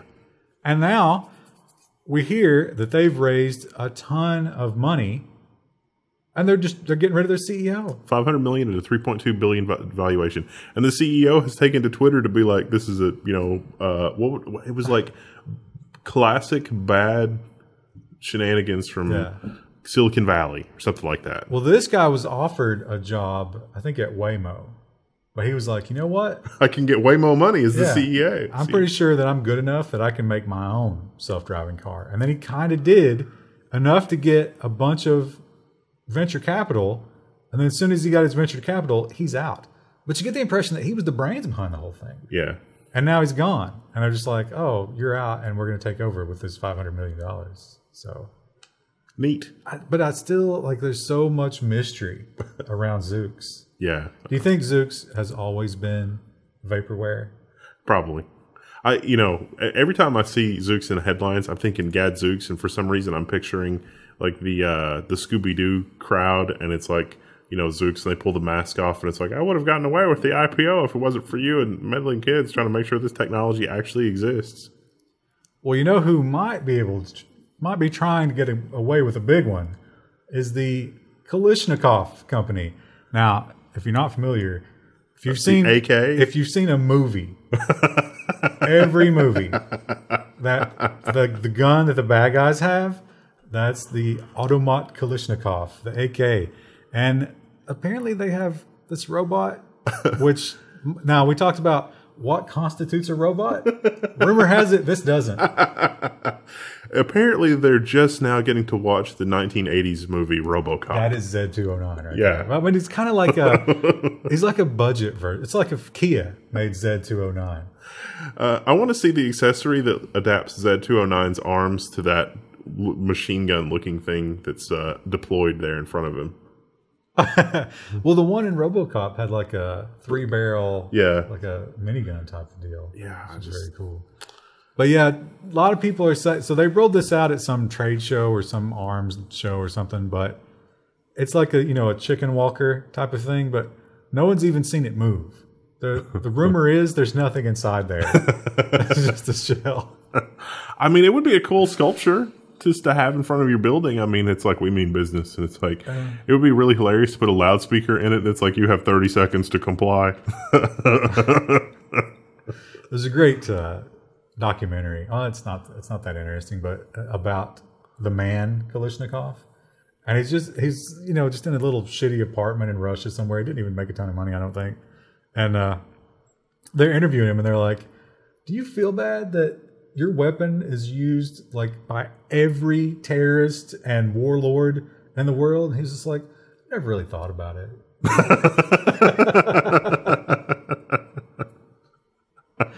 Oh, it's a great lead into nonsense. We've got so much nonsense this week. It is a lot of nonsense this week. It's amazing. There's so much stuff. I mean, it's going to be like RTX 2080s levels of nonsense. Which is, it's the Schrodinger card. You both should and should not buy it, and you can't know until you buy it. The should buy it was an apology to sponsors. I'm telling you. It worked. All right, we'll see you on Friday. It's the last day of August. Where did August go? This is crazy. It's August 31st, 2018. The obligatory old person intro. Where did the month go? I'm playing with the red pills because what else would I do? Those will break down fairly under easily. Your body heat. So be careful. It's probably bad. Yeah, so this is mostly nonsense. Like, really, officially, well, it's percentage wise, it's more government news. It's government news and nonsense, but all of the government news is actually nonsense. So let's all point and laugh. Let's start with the Department of Justice because it turns out they were supposed to go through these emails for compliance reasons or whatever, but they don't understand how to use computers, which is really sort of a basic fundamental problem. And so this glitch has shielded officials from public scrutiny. But was this incompetence or maliciousness? Never attribute to maliciousness what can be explained by simple incompetence. See, I think in this case you might reverse that. So what happened here, this is fallout from all these records requests from the two FBI agents who were having an affair and were texting back and forth about Trump. I can't remember their names. But does it even matter? Well, they were very, very anti-Trump leading up to the election. And then they were in charge of investigating Trump. So clearly they were biased. And then these text messages, they were like, we must destroy him, and stuff like that. So there's all kinds of fallout from that. And people requesting records. So all these records were dug up and delivered, but oops, there was a glitch. Some of the highest level politicians, their records were not searchable and didn't get delivered. Oh, that's so unfortunate. How did anybody even find this issue? And did they disappear yet? Because that's my thing that happens. That's one of you were talking about the people disappearing, but what they're worried about is the emails disappearing and the text messages, because now they've had months after knowing about the search to go in and purge. Yeah. So they claim it was just a glitch. It was a mistake. They're going to fix it immediately. They're going to go back and they're going to get all those records and they're going to deliver them. And you shouldn't be worried about this. You know what else you shouldn't be worried about? The federal DNC hack. Now, I remember this one. I think we covered several stories for this, but they were freaking out. This was Russia.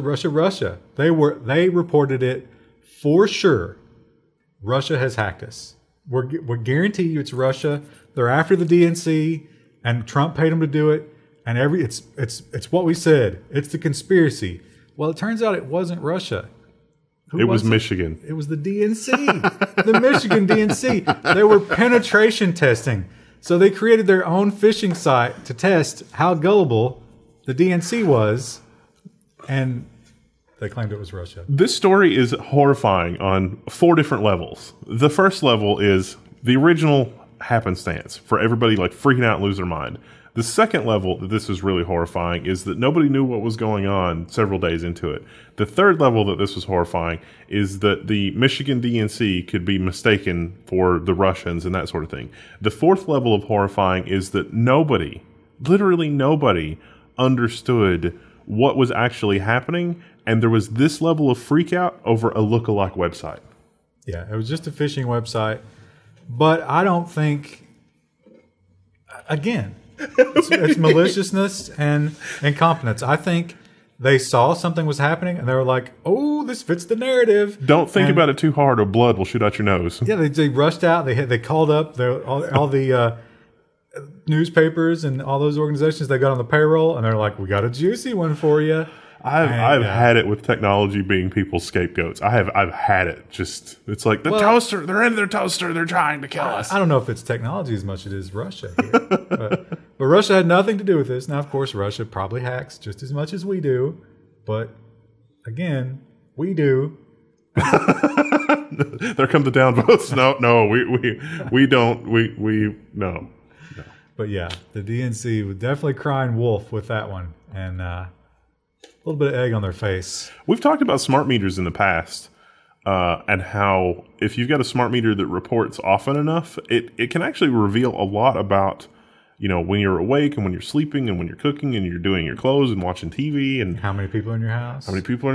I mean, having your data collected from your electric meter actually reveals a lot about your activity. And so it's cool to do it. Here we are. There's a court case, but this is a state sort of municipal level thing. So there's a government run utility in, I think, where is this, like Vermont or somewhere? It was a very low population state.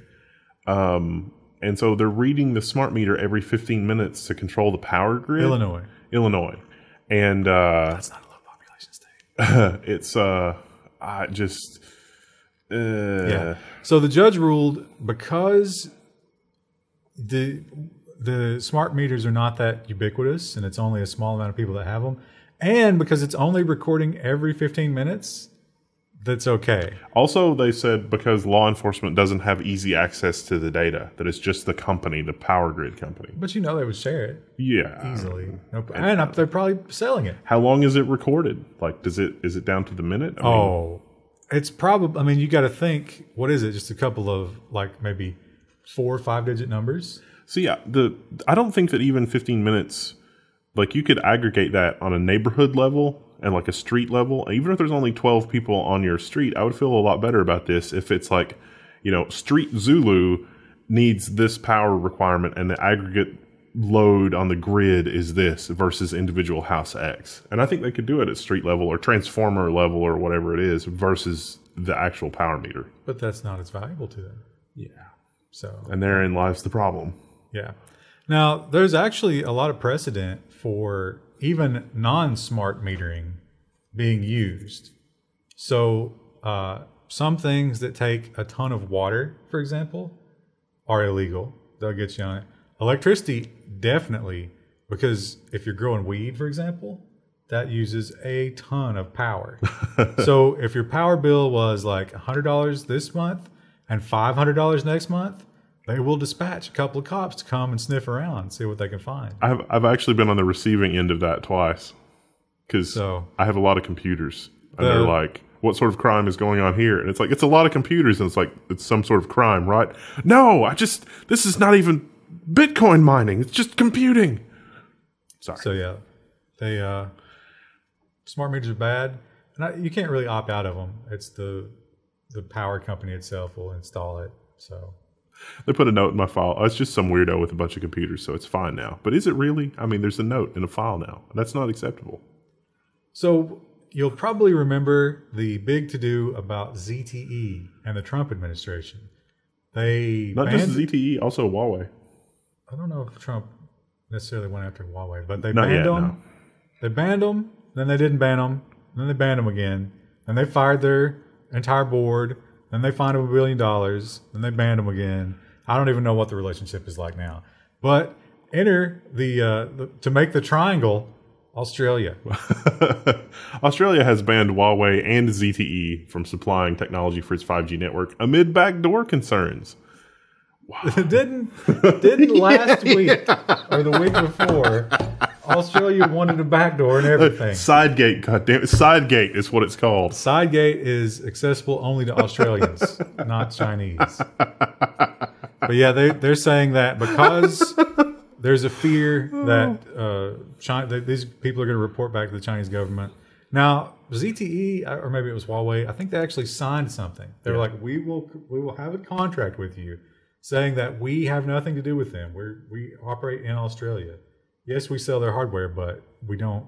That wasn't enough. I wonder if the Australian politicians realize the situation they've put themselves in with the whole Huawei and ZTE thing versus this, we can have a side gate that only works for us, but not whatever it is their fears and concerns are from the Huawei and ZTE side of thing. There's got to be some introspection or something there. There's got to be something. Well, what happens when you don't have the side gate yet, but you must get into the house? What do you do in that situation? You steal the house. Sydney airport seizure has, for phone and laptops alarming, say privacy groups. So there was the border forces detained a British Australian software developer named Nathan Haig, apparently at random for 90 minutes. And he had a really good point. He said, you search my bags in front of me and you look for, bombs or whatever in front of me, but you won't search my phone and my laptop in front of me. Why is that? And he believes that they made a copy of his hard drive so that anything they couldn't get into in that 90-minute period, they still have. And they didn't have any good reason to suspect him of anything. Well, thank goodness that American citizens don't have to endure this true. level of just... Australia with their backward, upside-down, third-world behavior. But here in the land of the free, we would never have this. Unless you're Muslim. So, yeah, this lady basically experienced the same thing. Now, the difference here is they didn't give the phone back. They kept it for something like 120 days. 6 months, I think. Yep. Now, this is terrible. I mean, there's no excuse for this.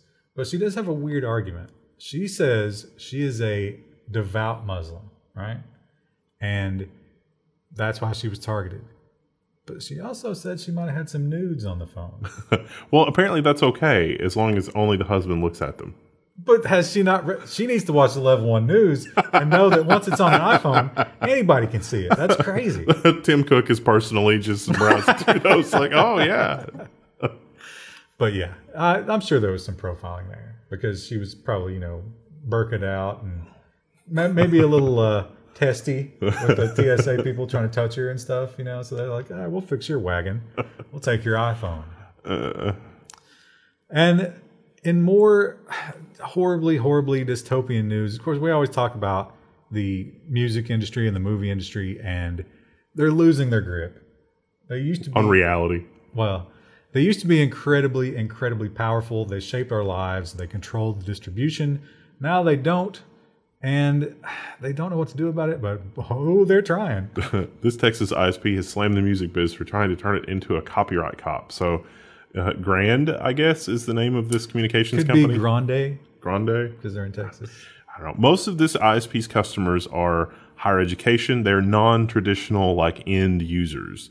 And so the media company, to read the ISP side of it, they're saying that the media company is giving us all these takedown notices and notices of infringement and things like that. But the problem is that our network connects to our customers' networks, and we don't really have good visibility on what's going on inside the customer networks. And we couldn't tell you which person inside that network is actually doing anything at all. And because of that, there's nothing that we can do about these requests or cutting them off unless we cut off the entire university. But that doesn't seem like a good thing. So they're arguing it now in Texas before a judge. But it's actually crazier than that. So I don't really understand how this works, but all these universities in question are serviced by the same ISP provider. And they're all on private land, which gives them, they're private schools on private land. So the ISP doesn't really have visibility on what's going on, but certainly the copyright trolls don't have anything. They can't see what's going on.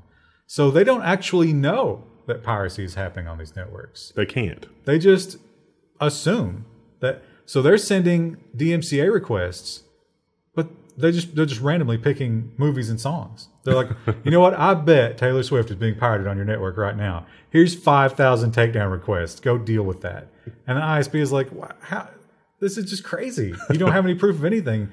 What are we supposed to do with this? They want them to block BitTorrent, but they can't even. There's not enough visibility on the ISP side to really sort of just blocking the entire protocol to really know what's going on with which individual person. And legally, they have no requirement to do that. Yeah. That's crazy. Well, the music industry is trying to say that they do have a legal requirement to do that, but I would agree that there's not actually. We're not there yet. We're getting there. We're headed there as fast as we can get there, but we're not there yet. That's going to be a terrifying world Yeah. if they can just assume we're pirating things. Because, of course, they're going to assume that we are. You've invented a new protocol that helps you distribute things that are good for society? No, we got to shut that down. Well, the big news is we've got these midterm elections coming up. It's heating up. The races are heating up. I really have insulated myself as much as possible from that madness. I want to talk about the RTX 2080. It's like political something 2080. That is not an elected official. Soon will be. LA County has open source voting, but wait, don't get too excited. These are not voting machines. This is vote counting software. Yeah. So I wasn't really sure what to make of this because the person that wrote it, I don't think has any idea about open source software or how things work. Maybe not. Maybe I could be wrong. I don't know. Maybe it was a low reading comprehension day. But yeah, I mean, they've got approval for the software, which is good. It means that the state regulators are saying, okay, you can use this. It's going to work well enough. Maybe that's going to be good for open elections. But how this matters or not depends a lot on the details of the implementation, which are scant in that article. Well, they do. You can look at the source, though. They link to the source. Yeah, yeah. I mean, but how they implement it in the actual election. If they're like, here we're using our open source software, we're running it on our web server with the Apache Struts vulnerability. It's like, oh. Well, I think the one thing it does sort of cover is there, like with in the Bush election, the Florida counts, there was actually, they suspected that when they were counting the votes, they were just cheating. So I guess there would be some sort of visibility there. You know, there'd be like a log or something. And you would know that based on the open source. But there is a huge point of failure in the voting machine themselves, right? So what we need is voting machines that can be audited and run on open source. And what we have is not quite that. So, the news, we talked about this a little bit when it was happening, but, DEF CON had the little voting village thing, and there was a lot of hacking of voting machines going on in Voting Village, but a lot of the people, a lot of the districts that had those voting machines preemptively got a memo that was said that basically told them not to worry and everything was smoke and mirrors and, they can't do this because the software is not licensed and blah, blah, blah. And so now senators are saying, why are you guys that have the voting machines so hostile toward these researchers? Because this seems like overt hostility. Yeah, the company is ES&S. And it used to be Diebold. Remember Diebold? Then they changed the name because I didn't know that was the same thing. So the senators are saying we want low cost versions of your machines for security research purposes, but that's never going to happen. See, also just Google Diebold fiasco and enjoy the afternoon black hole. And this is another situation of. Is it incompetence or is it maliciousness? 'Cause we know they're insecure. That's not up for debate. But the question is, are they insecure by design? Are they insecure by design, or are they half-assing the software so badly as to just collect the money? Well, in New York, here's an interesting over-regulation, one might say. So in New York, if you have something for short-term lease or short-term rent, they want you to be registered with the government. So they want to know everything about you if you're doing Airbnb. Airbnb clearly doesn't want that to happen. So New York also wants information about the tenants that you have go there, which would slow things down a bit. And that's what Airbnb is most upset about because of the user data for both the renters and the guests. Yeah, I guess it's something about, like in case they destroy something and there's a legal battle, or maybe what if they're terrorists? What if they're Russian? Oh my God. So yeah, you also wonder, much like Uber and the taxi companies, New York has a lot of hotels and that's a big business and they probably have a lot of lobby dollars, a lot of voice in the government. And suddenly they have a competitor. They don't like that. Well, do you remember Reality Winner? The NSA leaker. I'm not talking about the winner of a reality show. Talking about this young lady who was maybe the least famous of all the NSA hackers. Well, she just really copied a bunch of documents to a USB flash drive that has never been found. But she got 5 years. 5 years. Yeah. They caught her. So it had to do with what else?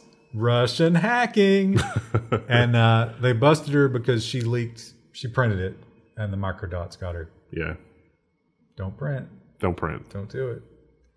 So she pled guilty and I think they kind of took it easy on her. 5 years doesn't sound like taking it easy for what she did. How long ago was that, though? You think she got time served? I don't know. That's a good question.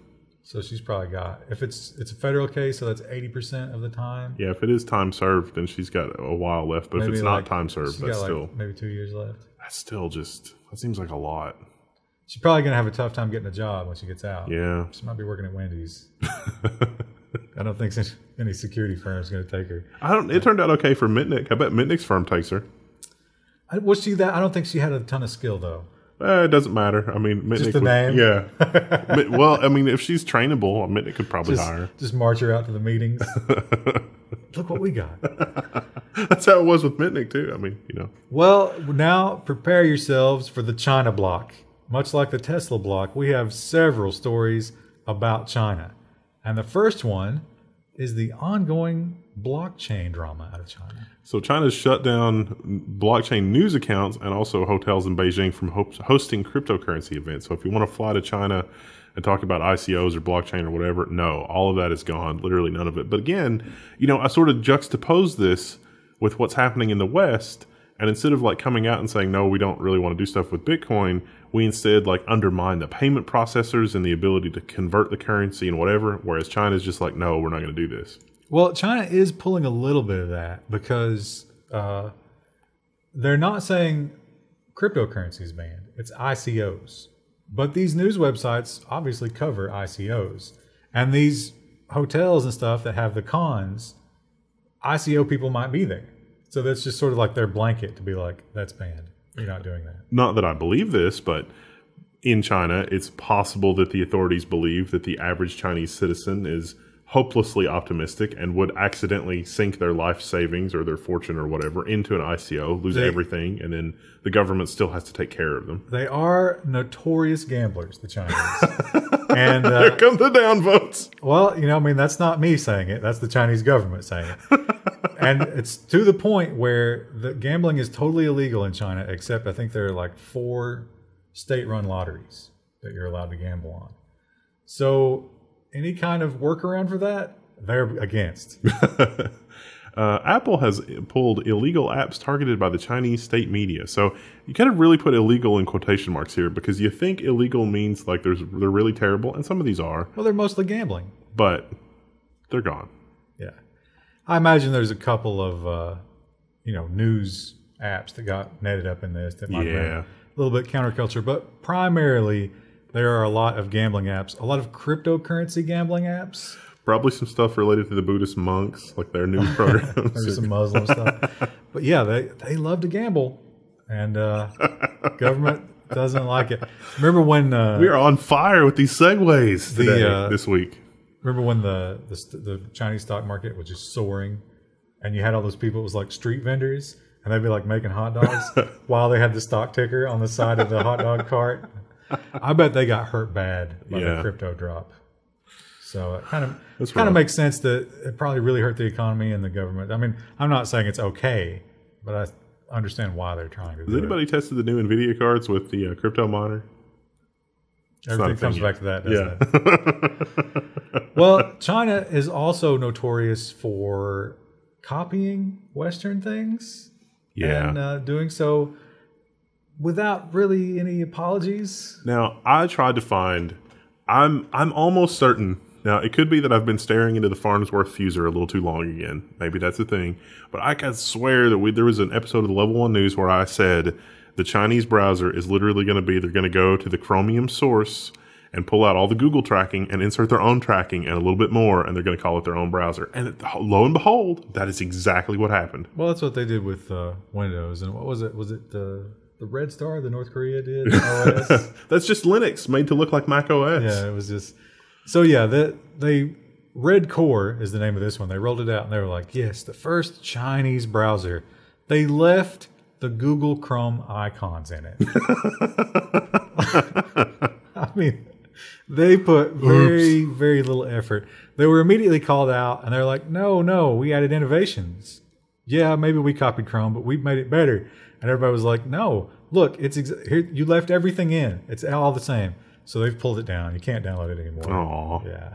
Turns out making a web browser is hard. I don't think it's a bad strategy that they would start with Google Chrome and put in their own tracking and stuff, because that's fine. But Google is about to do business in China. Yeah. And there's that whole Google, like, the uprising to try to get them to stop. And so that might... Somebody probably sent an email to Google, or Google probably sent them an email that's like, hey guys, we noticed you're working on the source to Chrome. You want some help? Because just tell us what you want. We'll make it happen.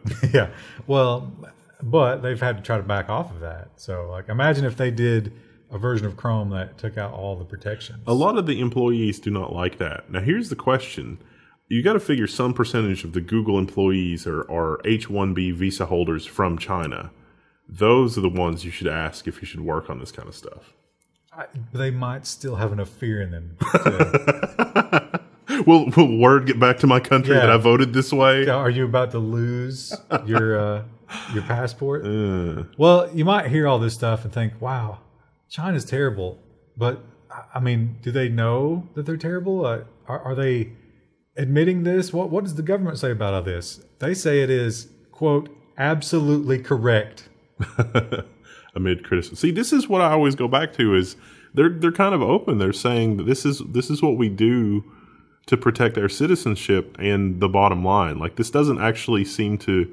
It seems like they're protecting Chinese national interests and not anything like super nefarious. Well, they use that other than whatever that is. Not just to talk about the trade stuff and Google and Apple and all that, but he says the internet must be clean and all, quote, vulgar material must be purged. So he believes that anything that's not like the cultural vision of the communist government or the nationalist ideas must be scourged from the web. That's the only way. There were other people, though, because there's apparently room for criticism, because the article talked about how some other members of the political party thought that some of the Western reaction to like with the tariffs and stuff like that was a result of this renewed Chinese nationalism as opposed to a more live and let live attitude. Nah, see, those people are like the liberals that they put on Fox News. Oh, okay. They're just there. They're plants because you need it to look like there's an opposition argument. But there's not. But not really. Well, I fell for it because it was like, oh, yeah, maybe these Chinese people are too. Yeah, no. A couple of paper tigers. They're well compensated. Well, and now prepare yourselves for the nonsense section. And the first thing we'll talk about... It was all nonsense the whole time. Just in case, once again, for you neats out there, here's something that you have to worry about with those marathon gaming sessions. You might lose your accent. If you only watch the Level 1 news, you're going to get a vaguely Appalachian accent. Hill folk. So this particular gaming addict lost his Welsh accent after only communicating with internationals online. Look, he looks so sad. This article is... I did not understand what to make of the terminology in this article because it talks about gaming addiction and going outside every once in a while, and I just... Well, they did talk about he would put in a 21-hour gaming session. So he would... That's dedication. Sleep very little and game his entire waking life. So the idea is he also did it at weird hours. So he was on the opposite clock. So he was gaming with internationals. And because he was gaming with Americans, he lost his Welsh accent. Wow. Yeah. I mean... You got to hand it to him, though. I mean, that's dedication. If he was not unemployed and stayed at home all the time, and he had half as much dedication into a career, I mean, he would probably be successful. Well, most things aren't quite as exciting as Fortnite. So it can be if you turn it into a game. It's like I'm going to unclog a record number of toilets today or whatever. Yeah, I don't think the toilet unclogging game would catch on quite as well as Fortnite. Well, something that does catch on fire is an iPad in Amsterdam. I can't believe that this is international news. I mean, the local Meijer here has an iPad that looks like a balloon, and they've had that for like 3 months. I should go tweet a picture of it. It's 9 to 5 Mac, so I don't know if this counts as international news. But yeah, the whole store had to be evacuated because there's some vapors that come from an exploding battery that you might not want to inhale. A couple of people said they had trouble breathing. They were rushed to a hospital. Now, there's a hidden gem in this article, and it says that the Apple employees put the iPad in a bucket of sand. How did they already have that on hand? I assume it is those ashtrays they put outside. Oh, one of those. Yeah. Was it Could something? just be because it's an Apple store, and they're like, you better get a bucket of sand. Maybe that can be this week's engagement challenge. Is like, do you work at at a store? Do they just ship everybody a plastic tub of sand in case that happens? Because if so, my goodness. Yeah, those not only because those smoking like cigarette butt kiosk things, they had sand to put the cigarette out in, and they're also weighted with sand so they don't blow over in the wind. So could be that. Maybe not. I don't know. Well, if you follow gaming news, there was we reported on this. Did we? Yep. The Dead Cells review, and it was obvious plagiarism. I mean, it was crazy. He went. Not only did he steal the guy's words, but he put them in the same order of like the subcategories. Well, he made a blog post, and said it was totally coincidence. I challenge you to find more instances of this. I found 7 or 8 more instances. Just here he is. It's like Arrested Development, and then it's like Ron Howard's voice comes on, and it's like, and they did. Yeah. So they found so many more instances of him stealing from. One thing about it, though, he stole from a wide variety of sources. He would steal from the small YouTubers and, just like the written articles. He would steal Polygon. Stole one from Polygon. That's a pretty big other site. So, yeah, he doesn't work at IGN anymore. They've taken down all of his work. They've apologized. And you know who has not apologized yet? They're going to. Huawei. Well, let's look at this picture first. Man, that is a good-looking picture. Look at that. It's got depth of field. It's got the face tracking. I mean, look at... he's a very odd color. I think this was supposed to be a demonstration of Huawei's new... Because she's not wearing makeup? Is that what it is? Yeah. And it's supposed to like automatically fix your face so that you don't need makeup. Well, it does look nice. But here's the problem. Oh, here's another one. Look at that. Look how beautiful. Ooh. Oh, yeah. That's not the phone. That's a really nice camera. Huawei said that, we just heavily implied it was a picture taken off the phone. They couldn't defend the fact that was a phone because it wasn't. It was just, they didn't really lie, but they certainly implied. Oh, does this behavior imply anything about using their telecommunications products for things that national security stuff will run on? Like, are they related? It's like, if willing to lie about selfie, also willing to install Chinese backdoor. But who would we trust if that were true? What company's above that? Well, we would have to turn the NSA into a telecommunications supplier and only get the stuff from the NSA. We can't even trust the FCC. So we're doomed if that's the case. I guess we kind of are doomed. Well, here's the thing. You talked about, if you're a NEET and you're sitting at home all day, what if you could focus that energy towards something more profitable, right? Well, have I got the answer for you?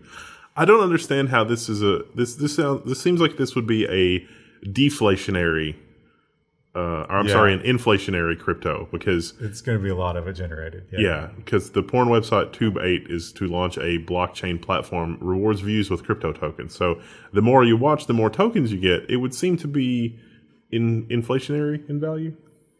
No, so the headline's a little skewed. Cointelegraph. You don't just watch. You have to interact. So you have to like comment and upvote and share, I guess. So I guess the idea is the crypto price, if Tube8 becomes a bigger website, then there's going to be more people brought in and more people trading the coins. So it's a pyramid scheme with crypto. I guess. I don't know. Somebody in the comments tell us about that. Even if it's useless, you're not really paying anything for it, right? I wonder if maybe while you're there, they use your browser. Maybe that's part of it. To, like fold protein or mine crypto or whatever. But yeah, it's going to mine that coin. It's a new kind of coin. I can't remember what they called it, but it's not an existing crypto coin. It's something they're coming up with. Vice coin. That's what it was. Because Vice. Because it's porn. What is that? He's not supposed to be here. We already covered all of his news. We did actually already cover. I forgot to put this in nonsense, but it is nonsense, right? Elon Musk has unfollowed Grimes. There they are, the happy couple. And his weird reverse priest shirt, which I don't know what's going on there. But do you think this means that Warhammer Tech Priest, is that? Oh, her little like neck gear thing? That's very edgy, isn't it? I think she's kind of like a goth princess. That's the subset of internet nerds who are in love with her. But anyway, do you think this means that it's over between them, or is he just like trying to not be distracted? Clearly, he's going through some kind of breakdown, and that's going to factor heavily into the SEC investigation. It's like I shouldn't have done that, but I was very emotional from my personal life being super messed up right now. Could be. 4chan really doesn't like her. They claim that she has terrible diseases of the social variety, and that now Musk has them. We've got a follow-up from our story last week on the woman who invited like 24 men to the same date. Did we already do this story? Because I thought maybe we had. Yeah, there was no real news on it. It was a thing that happened. This is a follow-up. I don't even remember that. But this, I feel like, so yeah, this woman matched with a ton of dudes on Tinder and set up a date with them. And then they all showed up, and then she made them compete. I feel like any man who didn't immediately walk away when this was explained and give her the finger on the way out should be castrated because he's not using them. That's pathetic. There was the story that I read was from the point of view of a guy that was like standing off to the side watching things, and is like she was up on stage and she's like, okay, this is what's happening, and then some people did leave. And then some other people continued to participate, and then she just sort of whittled the choices down to, and it was like, it was like Monty Hall, let's make a deal, but it was like, do you do this, and are you interested in this, and is your name this? Oh, if your name's that, then go. And it's like, how do you not even know that from the one thing? So that is, talk about the worst prize to win. Well, apparently she was an actress that was hired by somebody else to do that, and so I don't know that it was her idea. It was some PR agency stunt or something. So then it's not even going to be a real date? Yeah. Wow. So that guy should be he should be shamed publicly for the rest of his life. Like the most whipped man in the world. Like it's not even a real date and you're willing to do anything to get it. Well, let's think about things that you can, let's see, if you're wildly wealthy, things that you can just throw money away on. Right? Super sports cars, yachts. 1 or 2 RTX 2080s. I think you could get several. Maybe wait for the Titan version. You can go on exotic vacations. You can buy exotic animals. Get like, how all the drug dealers always have lions and tigers and stuff. But if you really have, I don't know if it's, I've seen one report that's 250,000, one report that it's 100,000. But if you really have money burning in your pocket, how about purchasing a young lady's virginity? She's selling it because she wants a house for her mother in Azerbaijan. Azerbaijan is how you pronounce that. Azerbaijani. Yeah, there you go. But yeah, here she is. Actually, you have to click through to go to the. Oh, come on. She's 23 years old, and here's the thing about it. There's some photos of her down here. There she is. Very lovely. Interesting haircut. But you are welcome. Now, this has to take place in Germany, right? Because I guess it's legal there, which is kind of weird. She'll pay for the hotel. Don't worry about that. You can choose any hotel in Germany that you want to go to.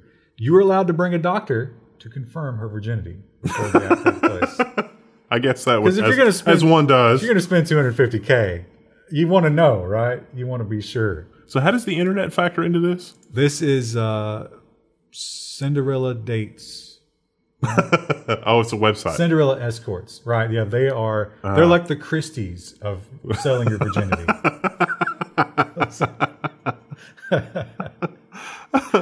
Do you think, you think we could get like EA or some game company to buy the rights to be the first game that I play on the RTX 2080? I don't think so. I don't think anybody cares. I don't understand the difference, really. I just well, you know, we talk about a lot. You know, a lot of people believe that memes got Donald Trump elected. The power of memes. 2018. Well, I guess not 2018, but maybe more like 2016, 2017 was the years of the power of memes. And Russia is very sensitive to this powerful new force. Social media and engagement. So this story is about a Russian woman facing 6 years in jail for reposting memes. And if you read it, it's like she thought that these were funny pictures and she saved them. Although this article is useless because it doesn't have the pictures. It does have a screen grab of her tweet, but then there's not a direct translation. So apparently the offending pictures some of them were of Russian Orthodox priests. I think she said some like anti-religion stuff. Yeah. So I'm thinking I'm thinking of it. I was thinking of it before as like, remember when somebody defaced Wikipedia, not with the current Pope, but the previous Pope, and they replaced the picture of the Pope with Palpatine because like from Star Wars, because it looked like evil Senator Palpatine and, you know, evil previous Pope. They kind of look similar.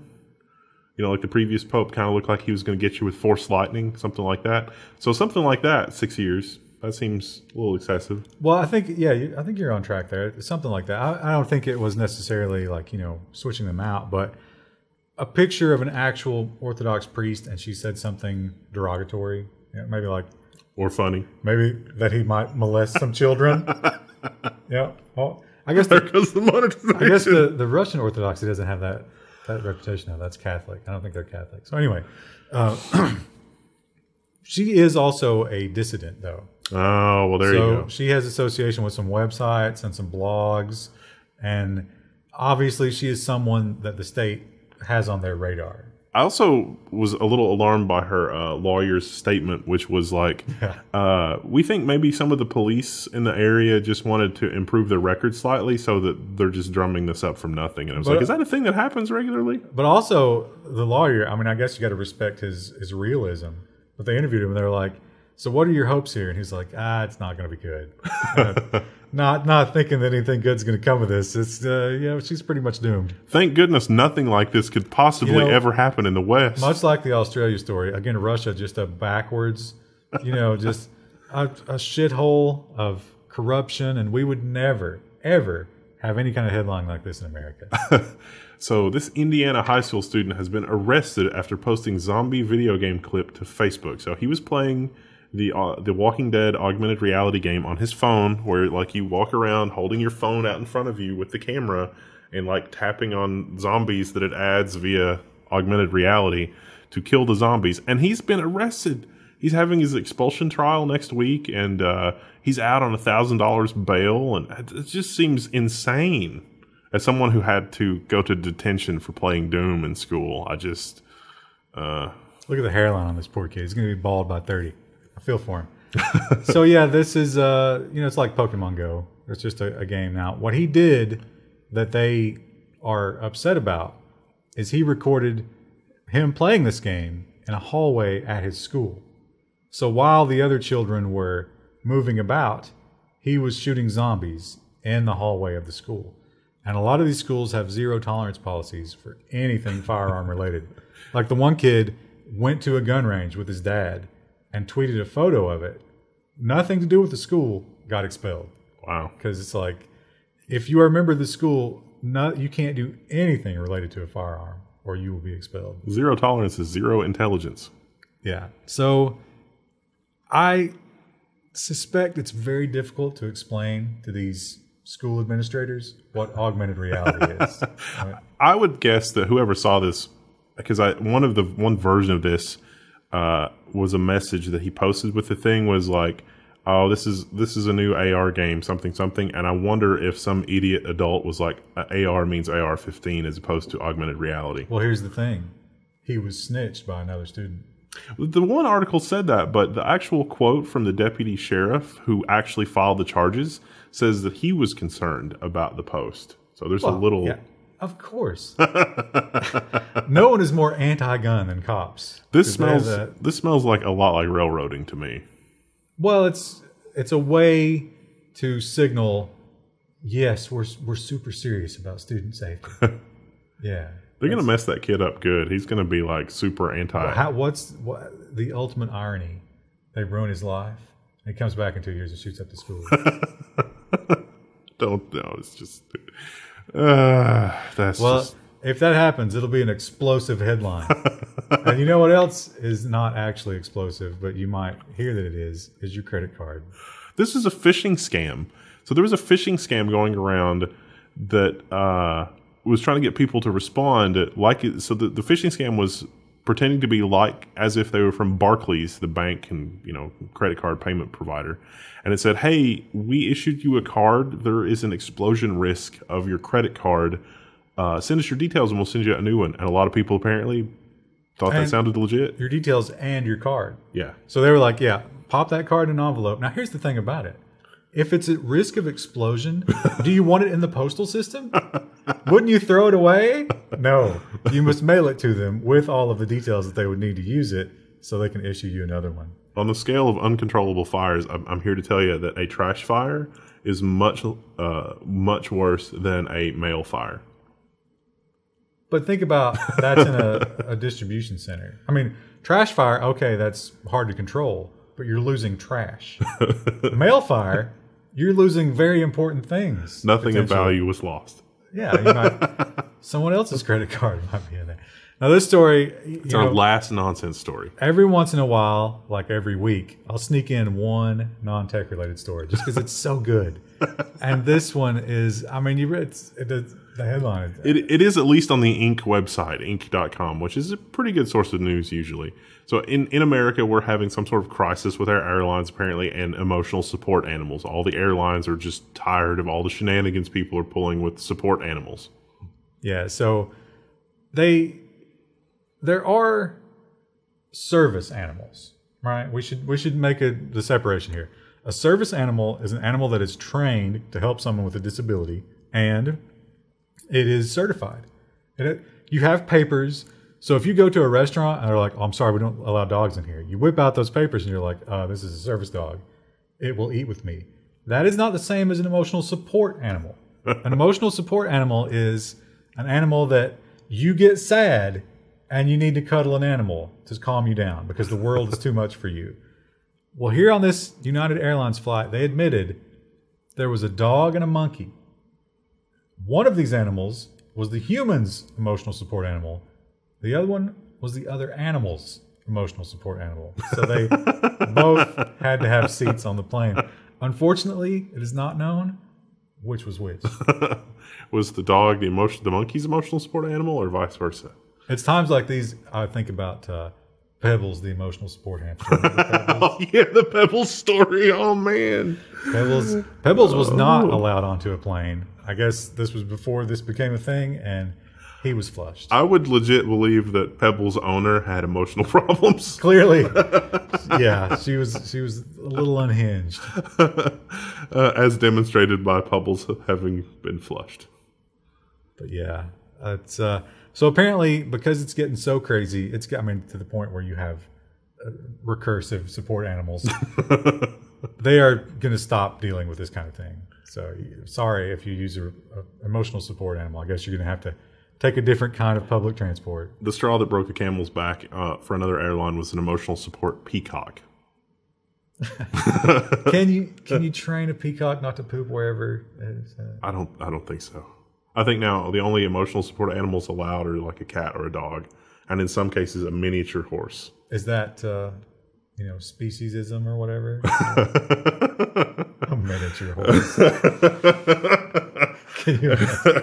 I think with that is the end of the Level 1 news for this week because, good Lord, why has everybody lost their damn minds? If you've got a good story for us, post them on the Level 1 website. But don't tweet them at us. Please stop doing that. Yeah.